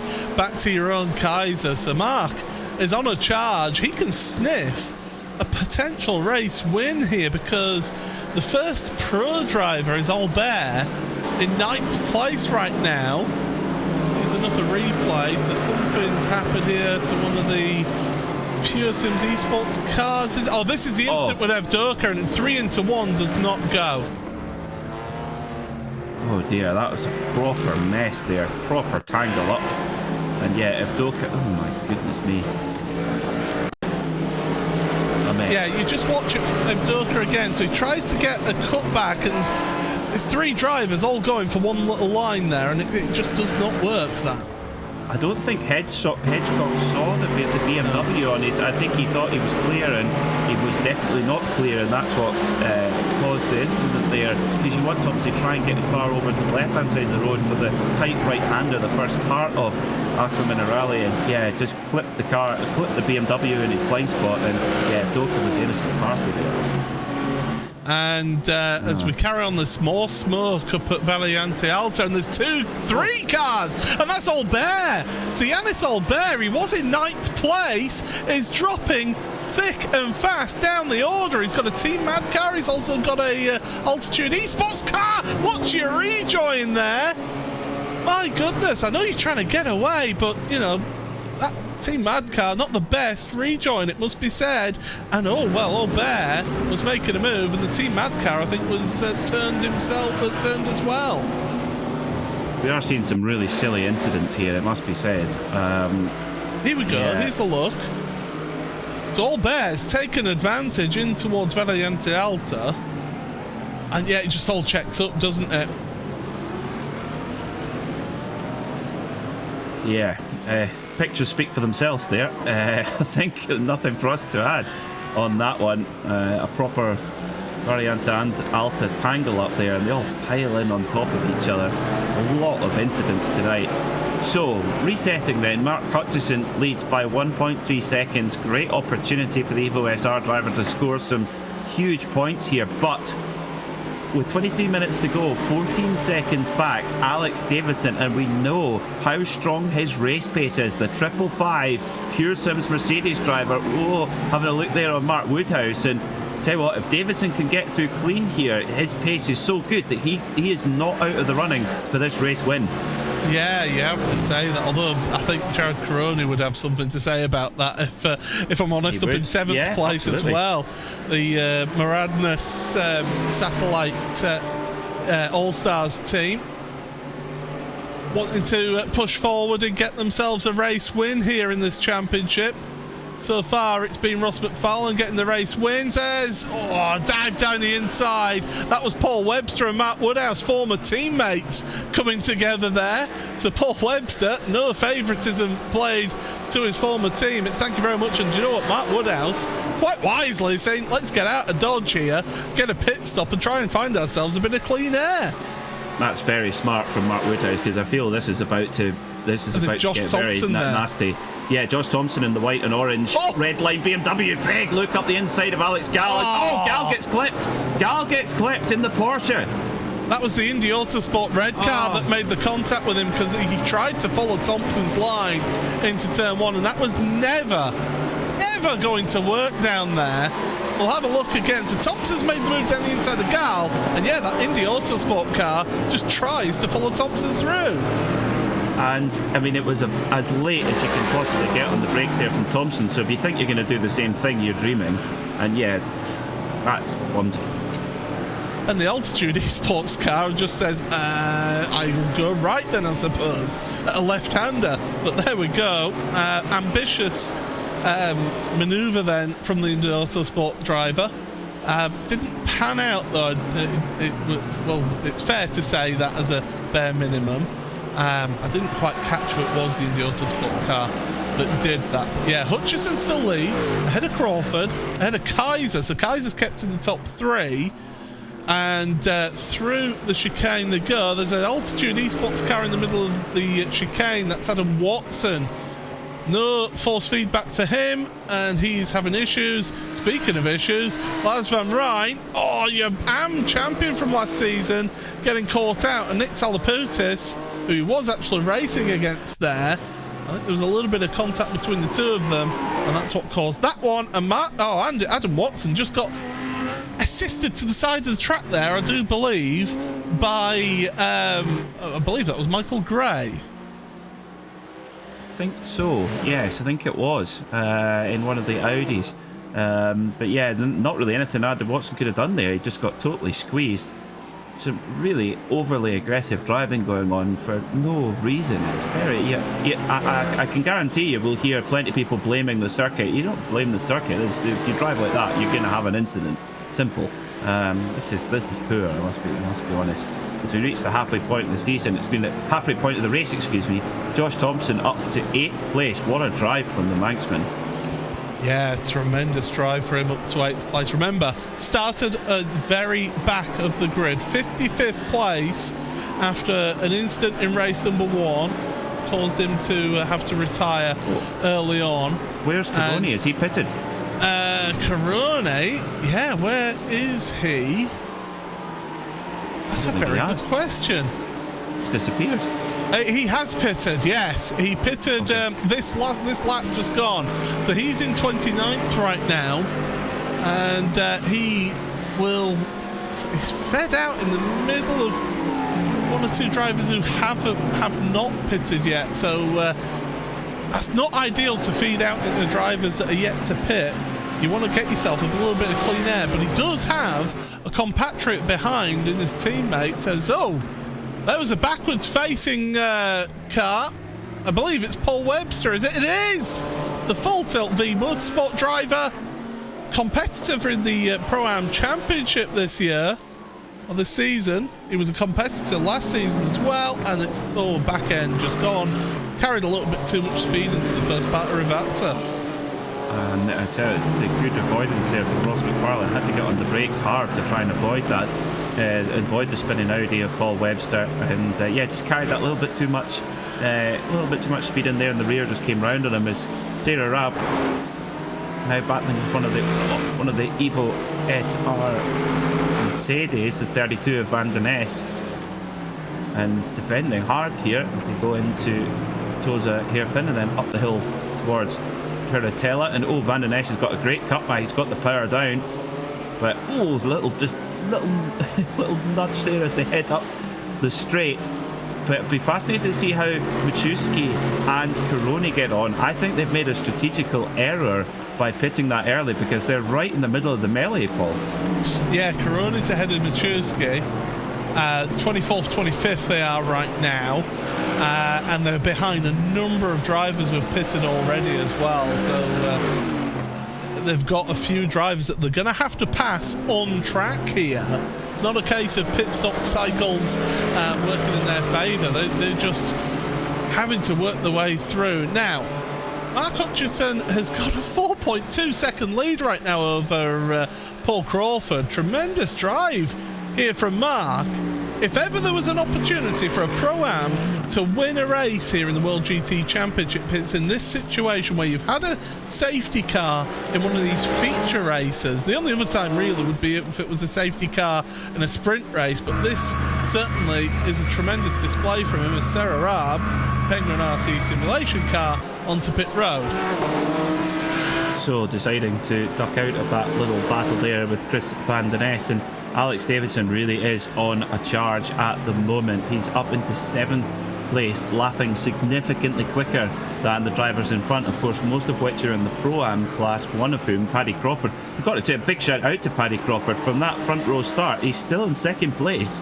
That is mighty impressive from the 25 driver. Paul Crawford. Paddy Paul was... Crawford, excuse me. Paddy was sharing the front row with him. Who's Patrick Faulkner has fallen down the order, it must be said. Rob called to pay Paddy there. I'm trying to find where he is actually, Faulkner. He's in 24th, having made a pit stop. So Paddy Faulkner, 24th, the AM driver, just ahead of Jensen Adriansons, as we've got more cars fighting away down at Rivatsa, and that is Mike Horder in that Virage, boosted Virage car. He was facing the wrong way at Piratella, and there was a Team Mad car there as well. Well, I mean, the Team Mad car is there. Can't just disappear. It looks from that angle that we see there, and we only get one look, that Mike just maybe thought the Mad car was just going to allow him past and then take his normal line, but indecision not working between the two of them. Now, this is Davidson. He's got Samways behind him.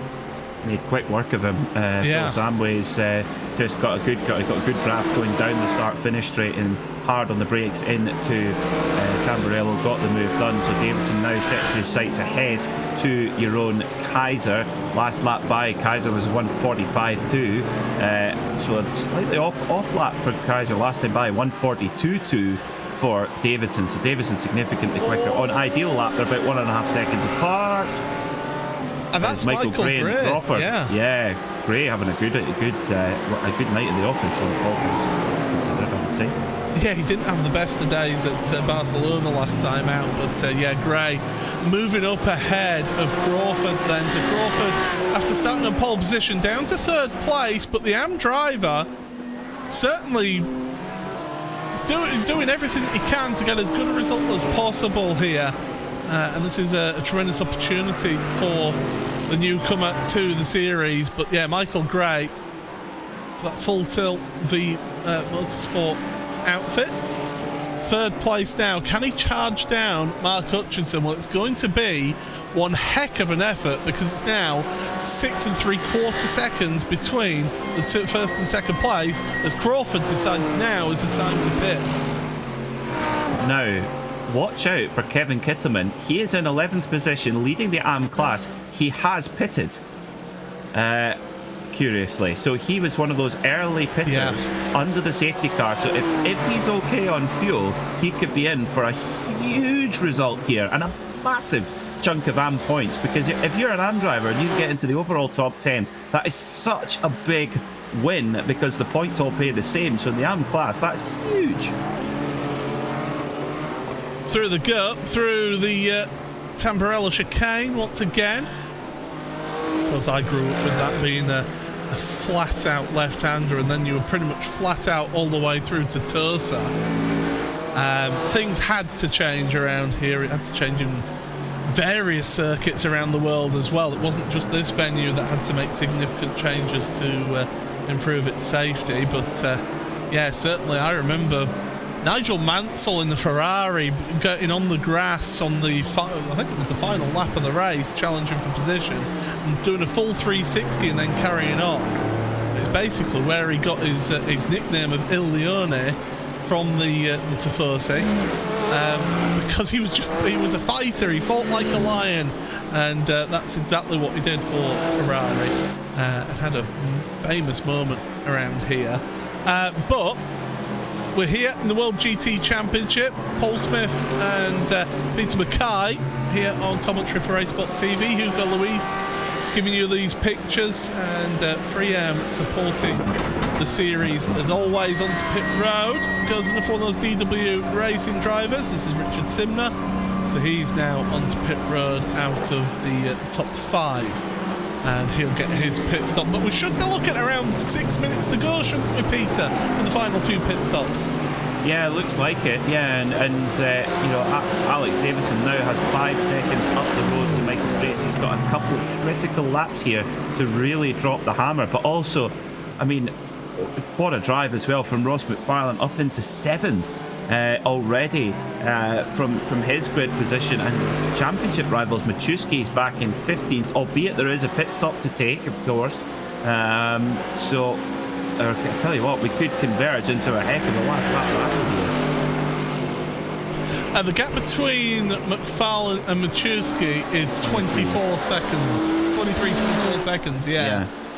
I mean, the pit stop is about 35, 36 seconds. Oh, big moment for Drosta, and gets collected. Oh, Matt Woodhouse is involved in that one. So too is, I believe that's Russell Barnes, isn't it, in the 35, and he's doing the right thing. He's holding his line, so other drivers can know where he's going to be before he then moves away.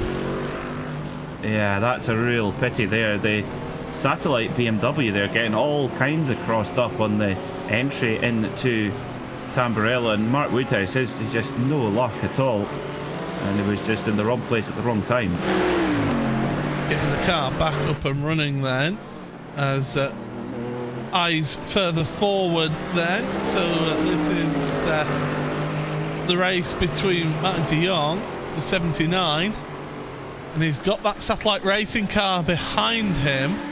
This is for 15th and 16th place, so Majewski is behind, and he's getting held up by Martin de Jong.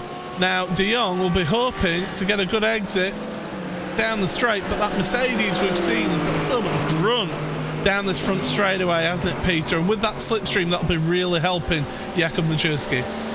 Yeah, and you would imagine Machuski being one of the top pro drivers, he'll be running the car pretty trimmed as well, with not as much aero as some of the other drivers might run. They might run a little bit more downforce, just for a little bit more secure feeling, whereas Machuski will run a little bit more aggressive, and you could really tell the difference in the straight line speed there. Once they got up into top gear, he just managed to blow by. So Machuski is looking good here, actually. By the time McFarlane and Thompson, etc., when they have their pit stops, yeah, they are going to drop behind.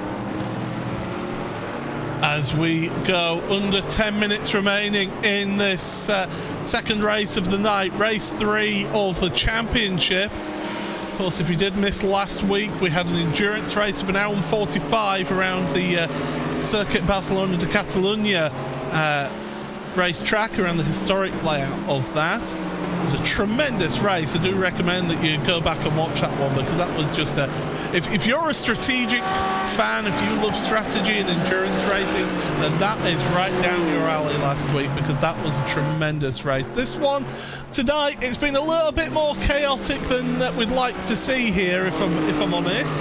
Some of the driving standards aren't quite up to what you would expect from some of these drivers out here today. Some that should know better than others.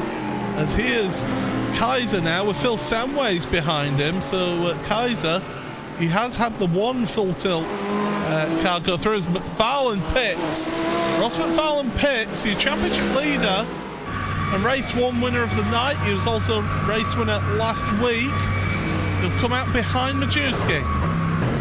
There's going to be a heck of a battle between Davidson and Majewski, because the gap between Majewski and Davidson at the moment is about 31 seconds, which is almost exactly what the pit time is going to take. So the gap, I think the battle for this race is definitely between Hutchison, Gray, Davidson and Majewski at this case.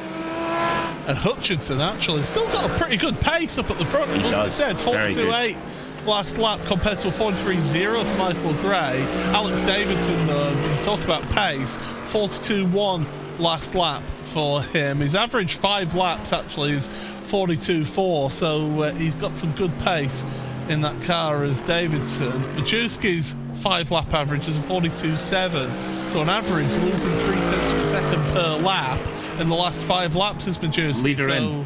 Yeah, Mark Hutchinson then. Time for him to get his pit stop done and dusted. A few others are staying out though. That's Michael Gray staying out, so too Alex Davidson. Is Kaiser coming in? No, but Phil Samways is. Josh Thompson is staying out as well. So they're pushing it all the way to the end. We've got more scraps going on. 2 Altitude Esports cars duking it out. And Mark Fletcher getting up ahead, and in fact it's another Altitude car that's right behind as well. So 3 Altitude cars together there through Aqua Minerale.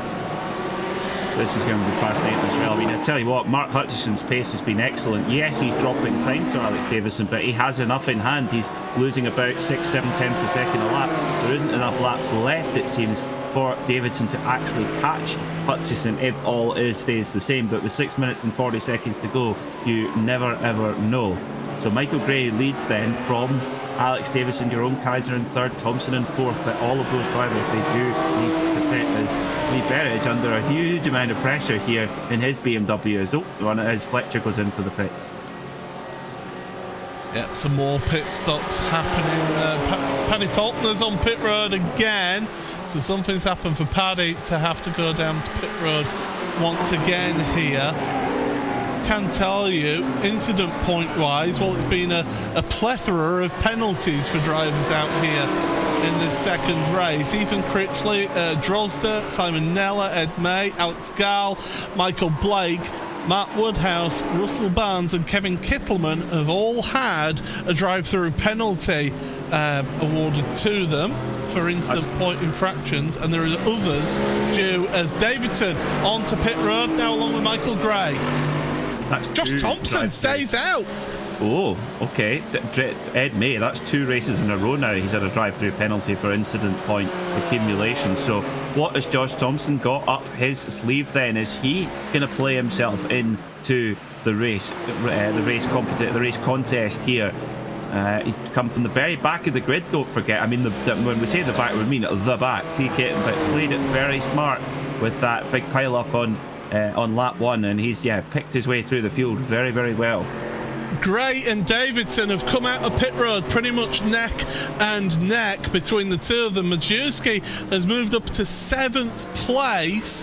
He's about 4 seconds behind these two who have both pitted at the same time. So Gray took about 1.5 seconds longer on pit road, and this is giving Davidson in that Mercedes a perfect opportunity, and Gray's decided, you are not my fight, sunshine. I am just going to let you by. I want to score some good points. That is very smart there from Michael Gray, but also a bit of a stroke of fortune there for Alex Davidson. It's never a guarantee that a driver in another class will allow you by.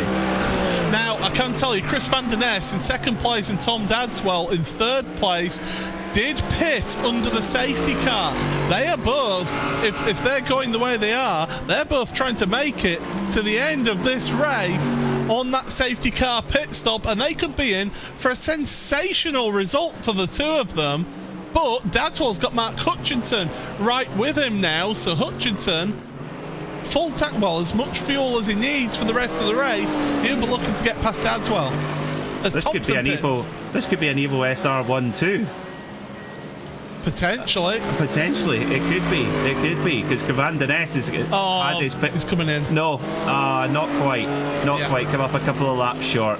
And Davidson as well. So that's Mark Hutchinson, who's going to go to the head of the field. Your reigning Pro-Am champion, with 3.5 minutes remaining. He's got about 2 laps remaining in this one, Peter?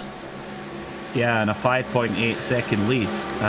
So for Hutchinson, just got to hit his marks, drive as he's been driving, and just eliminate any mistakes, because with that amount of gap behind, barring any mistake, Mark Hutchinson does have this one in the bag, but that's very easy to say when you're in that lead. It is nerve-wracking. Machuski, he's into 4th, Caroni in 5th, and Josh Thompson, he's in 6th, McFarlane in 7th. Could be a podium for Michael Gray here. What a result that would be. Yeah, that could be a tremendous result for him. Matthias Drozda, I can tell you, has actually been disqualified. I don't think he served his drive-through penalty, and so has been disqualified from the race. You got 3 laps to serve your drive-through penalty, and if you don't do it in that time, then you are sling your up, you're done. As Crawford, getting a drive-through penalty here is a long old drive down that pit lane. So slow. Jonathan Walker has just received a drive-through penalty now as well, so those off tracks and contacts really do add up quickly, and that really doesn't help matter. So as things stand, then it is Mark Hutchinson, but it's only 4.3 seconds between him and Michael Gray, and you know what, it's going to be tight as to whether we get 2 laps here or whether it's just 1. Because that timing line, I think it's just going to be 2 laps, because the timing line is there, and yes, we should be 2 laps remaining in this race here. So buckle up, everybody at home, because this one, it ain't over, because Alex Davidson has just now set the fastest lap of the race. Wow, so what's the difference then between the two of them? 1.4 seconds last time by, but again, that delta is fine. 1.4 seconds a lap. If Mark Hutchinson was to lose the same amount twice over, then he would still have enough in hand. So he's just got to remember that. Hit his marks here. Mark Hutchinson, the Pro-Am champion, of course. This would be a huge result for the Evo SR outfit, and a huge chunk of points as well. I just want to give a quick mention as well whilst we're at it. Jared Caroni and Josh Thompson there fighting it out for 5th place in the standings here, because Jakub Majewski in 4th place has been able to clear those 2, and Thompson's trying to make his way past Jared Caroni. Ross McFarlane's not too far behind those 2 in 7th place either. Amazing stuff as well from Sarah Rabb. We had some great onboard footage earlier about how she made her way through the melee at turn 1 on lap 1. She's up to 2nd in the AM class, top 15 overall, only 29 seconds off our leader. That's mighty impressive from Sarah. Yeah, absolutely, and I think after the first 2 races of this championship, it was a case of just trying to get some luck her side, and fortune favours the brave. You keep plugging away at it, eventually things will go your way, and after that start line incident, it certainly did work out for us. So there's Hutchinson to start his final lap of this motor race. He's got a 3.4 second lead. Davidson was only able to catch up about 9/10 of a second that last lap. So Hutchinson, all he's got to do is keep it on the island, and he is in for a potential win. But Davidson, he'll keep pushing. He'll keep on going all the way to the end here. Yeah, because if you can keep that pressure on, the driver in front is seeing that delta reducing all the time. But Hutchinson handling this pressure very, very well. A little bit of lap traffic to deal with. That's the last thing that you want to see at this stage. That's the 777 machine of Simon Neller. Experienced runner is Simon, so he'll see Mark coming up in the mirror. Hopefully we'll be able to we'll just be able to kind of move out the way to allow Hutchinson through as they come into Aqua Minerale for the final time then. And Hutchinson's got a little bit held up there coming out of Aqua Minerale, but Neller able to get out the way in time, and Hutchinson carries on. 3 second advantage as he comes through Alta for the final time. Yeah, he's just got the little run down the hill then. Get your braking right, and you have got yourself a race win for a Pro-Am. But there's Davidson.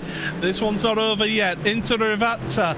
The first part of it, get up over the curb. Second part of it, get a clean exit. Careful of the gravel trap. And Mark Hutchinson, he can see the checkered flag here in the Evo SR driver for Pro-Am. He's representing the Pro-Am Championship. He's going to take an overall race win here in race number 2 of the evening here in the World GT Championship. Amazing stuff there from Mark Hutchison. Well deserved. Executed that very, very well. And Alex Davison, potentially man of the meeting. I mean, some superb pace all the way through from outside of the top 30. He finishes second, and Michael Gray in third. But Paul Crawford, our winner in AM, 12th overall. It's been a good night for some of the AMs. Absolutely, and Paul Crawford, he started on pole position, he gets himself 12th position. That is some really, really good points in the AM Championship, and finishing ahead of Dadswell and people like that. Sarah Raab as well, by the way, did finish 15th in the end, second place in AM. We'll take you through your results once everybody is across the line here. As Alex Gall all over the back of Mike Horder. That Porsche just does not have that pace over the BMW. I tried everything there, did Alex Gall. I mean, it just couldn't quite recover from that incident early on. But in the battle between Satellite Racing and Pure Sims, I mean, is that just, I think you could mark that one on technical points just in the favour of Pure Sims, Paul. But this team's championship is going to be fantastic all season long between these two outfits. Yeah, if we're getting this action in the first couple of rounds of the series, then what's it going to be like for the rest of the series? Because, I mean, this has been... okay, as we said, the racing wasn't always at times the best here today, but certainly some great drives out there, and it is a brilliant drive for Mark Hutchison for Evo SR. Not only a Pro-Am win, it's an overall race win, so he'll be absolutely over the moon with that. Alex Davidson for Pure Sims Esports takes the pro win here in the second race, with Michael Gray again another Pro-Am. Really good result for him in the Full Tilt V Motorsport car, third place for them. Jakub Majerski ends up finishing in fourth place with his teammate from the Maradna Satellite E-Stars team of Jared Karoni. Fifth place. Sixth for Josh Thompson for Team Redline ahead of Ross McFarlane. This first race that he's not won this season, he's down there in seventh place, though. Some good points for Pure Sims Esports. Phil Samways for Full Tilt V Motorsport in eighth ahead of Jeroen Kaiser, and Richard Simner round out your top 10. 11th for Chris Van Den Ness, and then it's your AM winner, Paul Crawford for DCW Racing. As I say, did start the race on pole position, gets himself some really, really good points there in the AM Championship. Tom Dadswell for Altitude Esports in 13th ahead of Jensen Adriansons. Second place in the AM for Sarah Raab for Penguin RC Simulation. Good result for her after some trials and tribulations in the first two races of the season. Paul Webster and Eric Haag and the next two in 16th and 17th place ahead of Jack Osborne for Century Sim Racing. Good points for him in 18th ahead of Yanis Albert, and Pete Harrod in 20th place.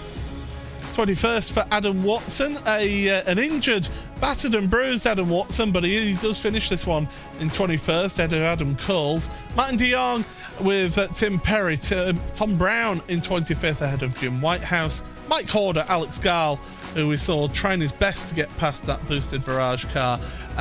Kevin Kittleman and Alex Neller round out your top 30.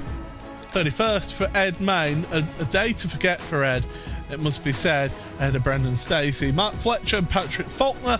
The next two were Lee Berridge, Lars Van Rijn, Ethan Critchley. Oh, what a day it could have been for Ethan today, down in 37th. Mark Woodhouse 38th ahead of Adam Hedgecock and Brian Son.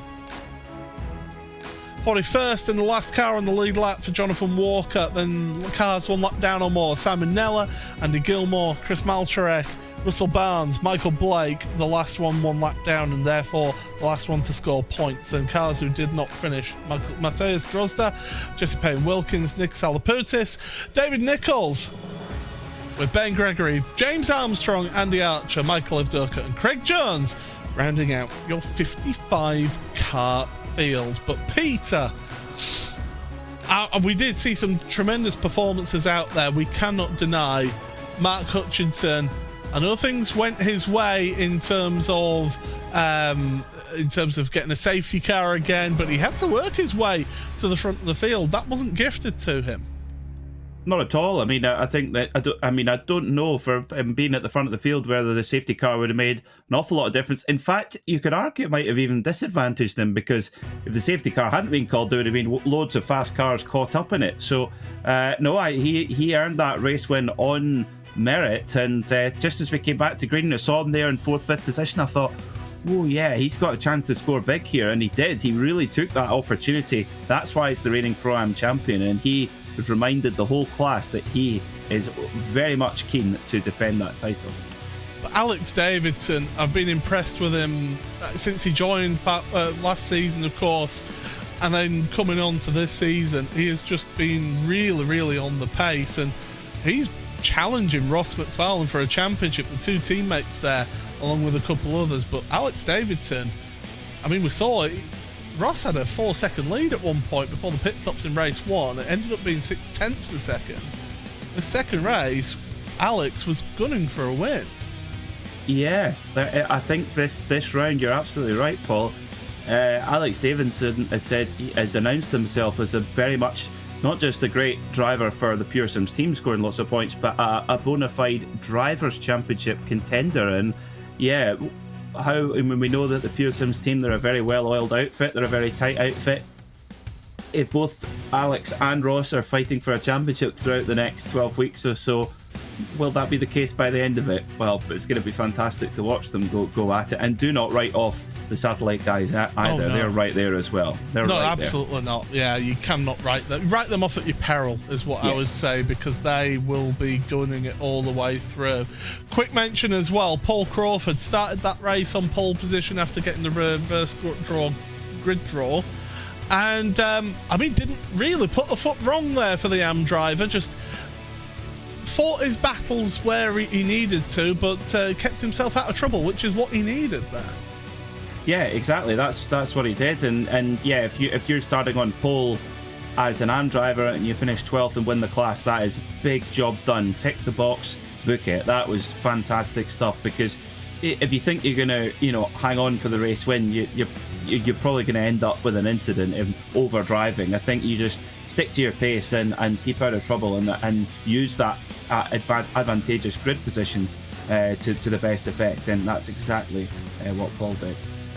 Absolutely. Now, hopefully we do get to speak to Josh Thompson, who's actually waiting for an interview with us. So we'll get a word from him, from the Manxman himself. And Peter, take it away with the man who finished 6th in this second race. Josh, welcome to the RaceSpotTV commentary box. That was certainly, it looked pretty chaotic from where we are sitting here, but tell us what it was like behind the wheel. Yeah, chaotic was probably an understatement. I don't know, I think everyone kind of forgets that this track is super easy for massive checkups at the start, especially lap 1 and lap 2, when everyone's in a massive pack. So yeah, both races, we had a safety car, which we don't really expect in this series. A lot of the time we don't normally get one, so quite a surprise to have 2 safety cars in 2 races, basically. So, but yeah, it was chaos at the start. I think I went into T1, left a gap in 55th, and it still came out, P30, I think, after lap 1, and I literally did nothing, just avoided the crash at the start and went in slowly. So, yeah, I think a lot of people forgot about how tricky this track is at the start. It certainly seemed that way. I mean, looking at pace-wise, Josh, you're in a top team, top car, racing against some fast guys from Pure Sims and Satellite Racing. How do you see the pace stacking up at the moment? I mean, it looks very tight from where we are, but what do you think? What do you see with the pace at the front of the field? Yeah, it's tight at the front. If I say it, I'll get shouted at, everything, but I do think the BMW is a little bit down at the Merc at the moment, personally. Around here, I just couldn't get the straight line speed the Merc had without losing downforce, but the Merc can lose downforce and still corner better in a BMW. So yeah, it's been a tricky start. There's a few tracks all coming up in the second part of the season which will favour the BMW, hopefully. So, but at the moment, it's just I've got to try and maximise what I can. But the DNF in race 1 really hurt, having to reset twice. So yeah, it's going to be a tough order now with the pace being so close to the front. Like, my qualifying's been atrocious so far, so I need to step up on that front. But still a long way to go, anything can happen. But yeah, at the moment, it's going to be really, really tough. Well, it's going to be fascinating to see how it plays out over the next few rounds. Josh, thanks so much for coming in to chat to us, and good luck next week.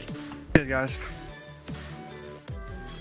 Yeah, and speaking of next week, Peter, 3 sprint races at Monza. I mean, there's never been any sort of big accidents happen at Monza, not even in the real world, has there? No, nothing. I'm quivering at the thought of it as well. No, do you know, the one thing is the World Sim Racing team run 2 fantastic championships, the World GT on a Monday night and the World Touring Cars on Thursday nights, and they are so good at handling things when things aren't quite the best. When you have an off night, they're usually dealt with, and they're dealt with well. And I think that's what we will see, is that I think the drivers might get a little bit of a chat with the organisers. Everything will be calmed down a little bit, and I have confidence actually that they will be better next week, because that's one thing that what makes this such a good championship is it's run very, very well. Absolutely, I second that one. The admins do a tremendous job, and hopefully the drivers do take this as a bit of a sort of wake up, and this isn't easy. You can't expect to just waltz your way through the field. So yeah, this is going to be a fun round. The 3 sprint races around Monza next week on RaceSpotTV on Monday night. Make sure you do not miss that one, because that will be tremendous. But I'm afraid that's all we've got time for here on the World GT Championship. From myself, Paul Smith, Pete Mackay and Hugo Luis behind the scenes. And what a day it was. Ross McFarlane getting a win in race number 1, and then a Pro-Am winner in Mark Hutchinson, race number 2. From everybody here, goodbye.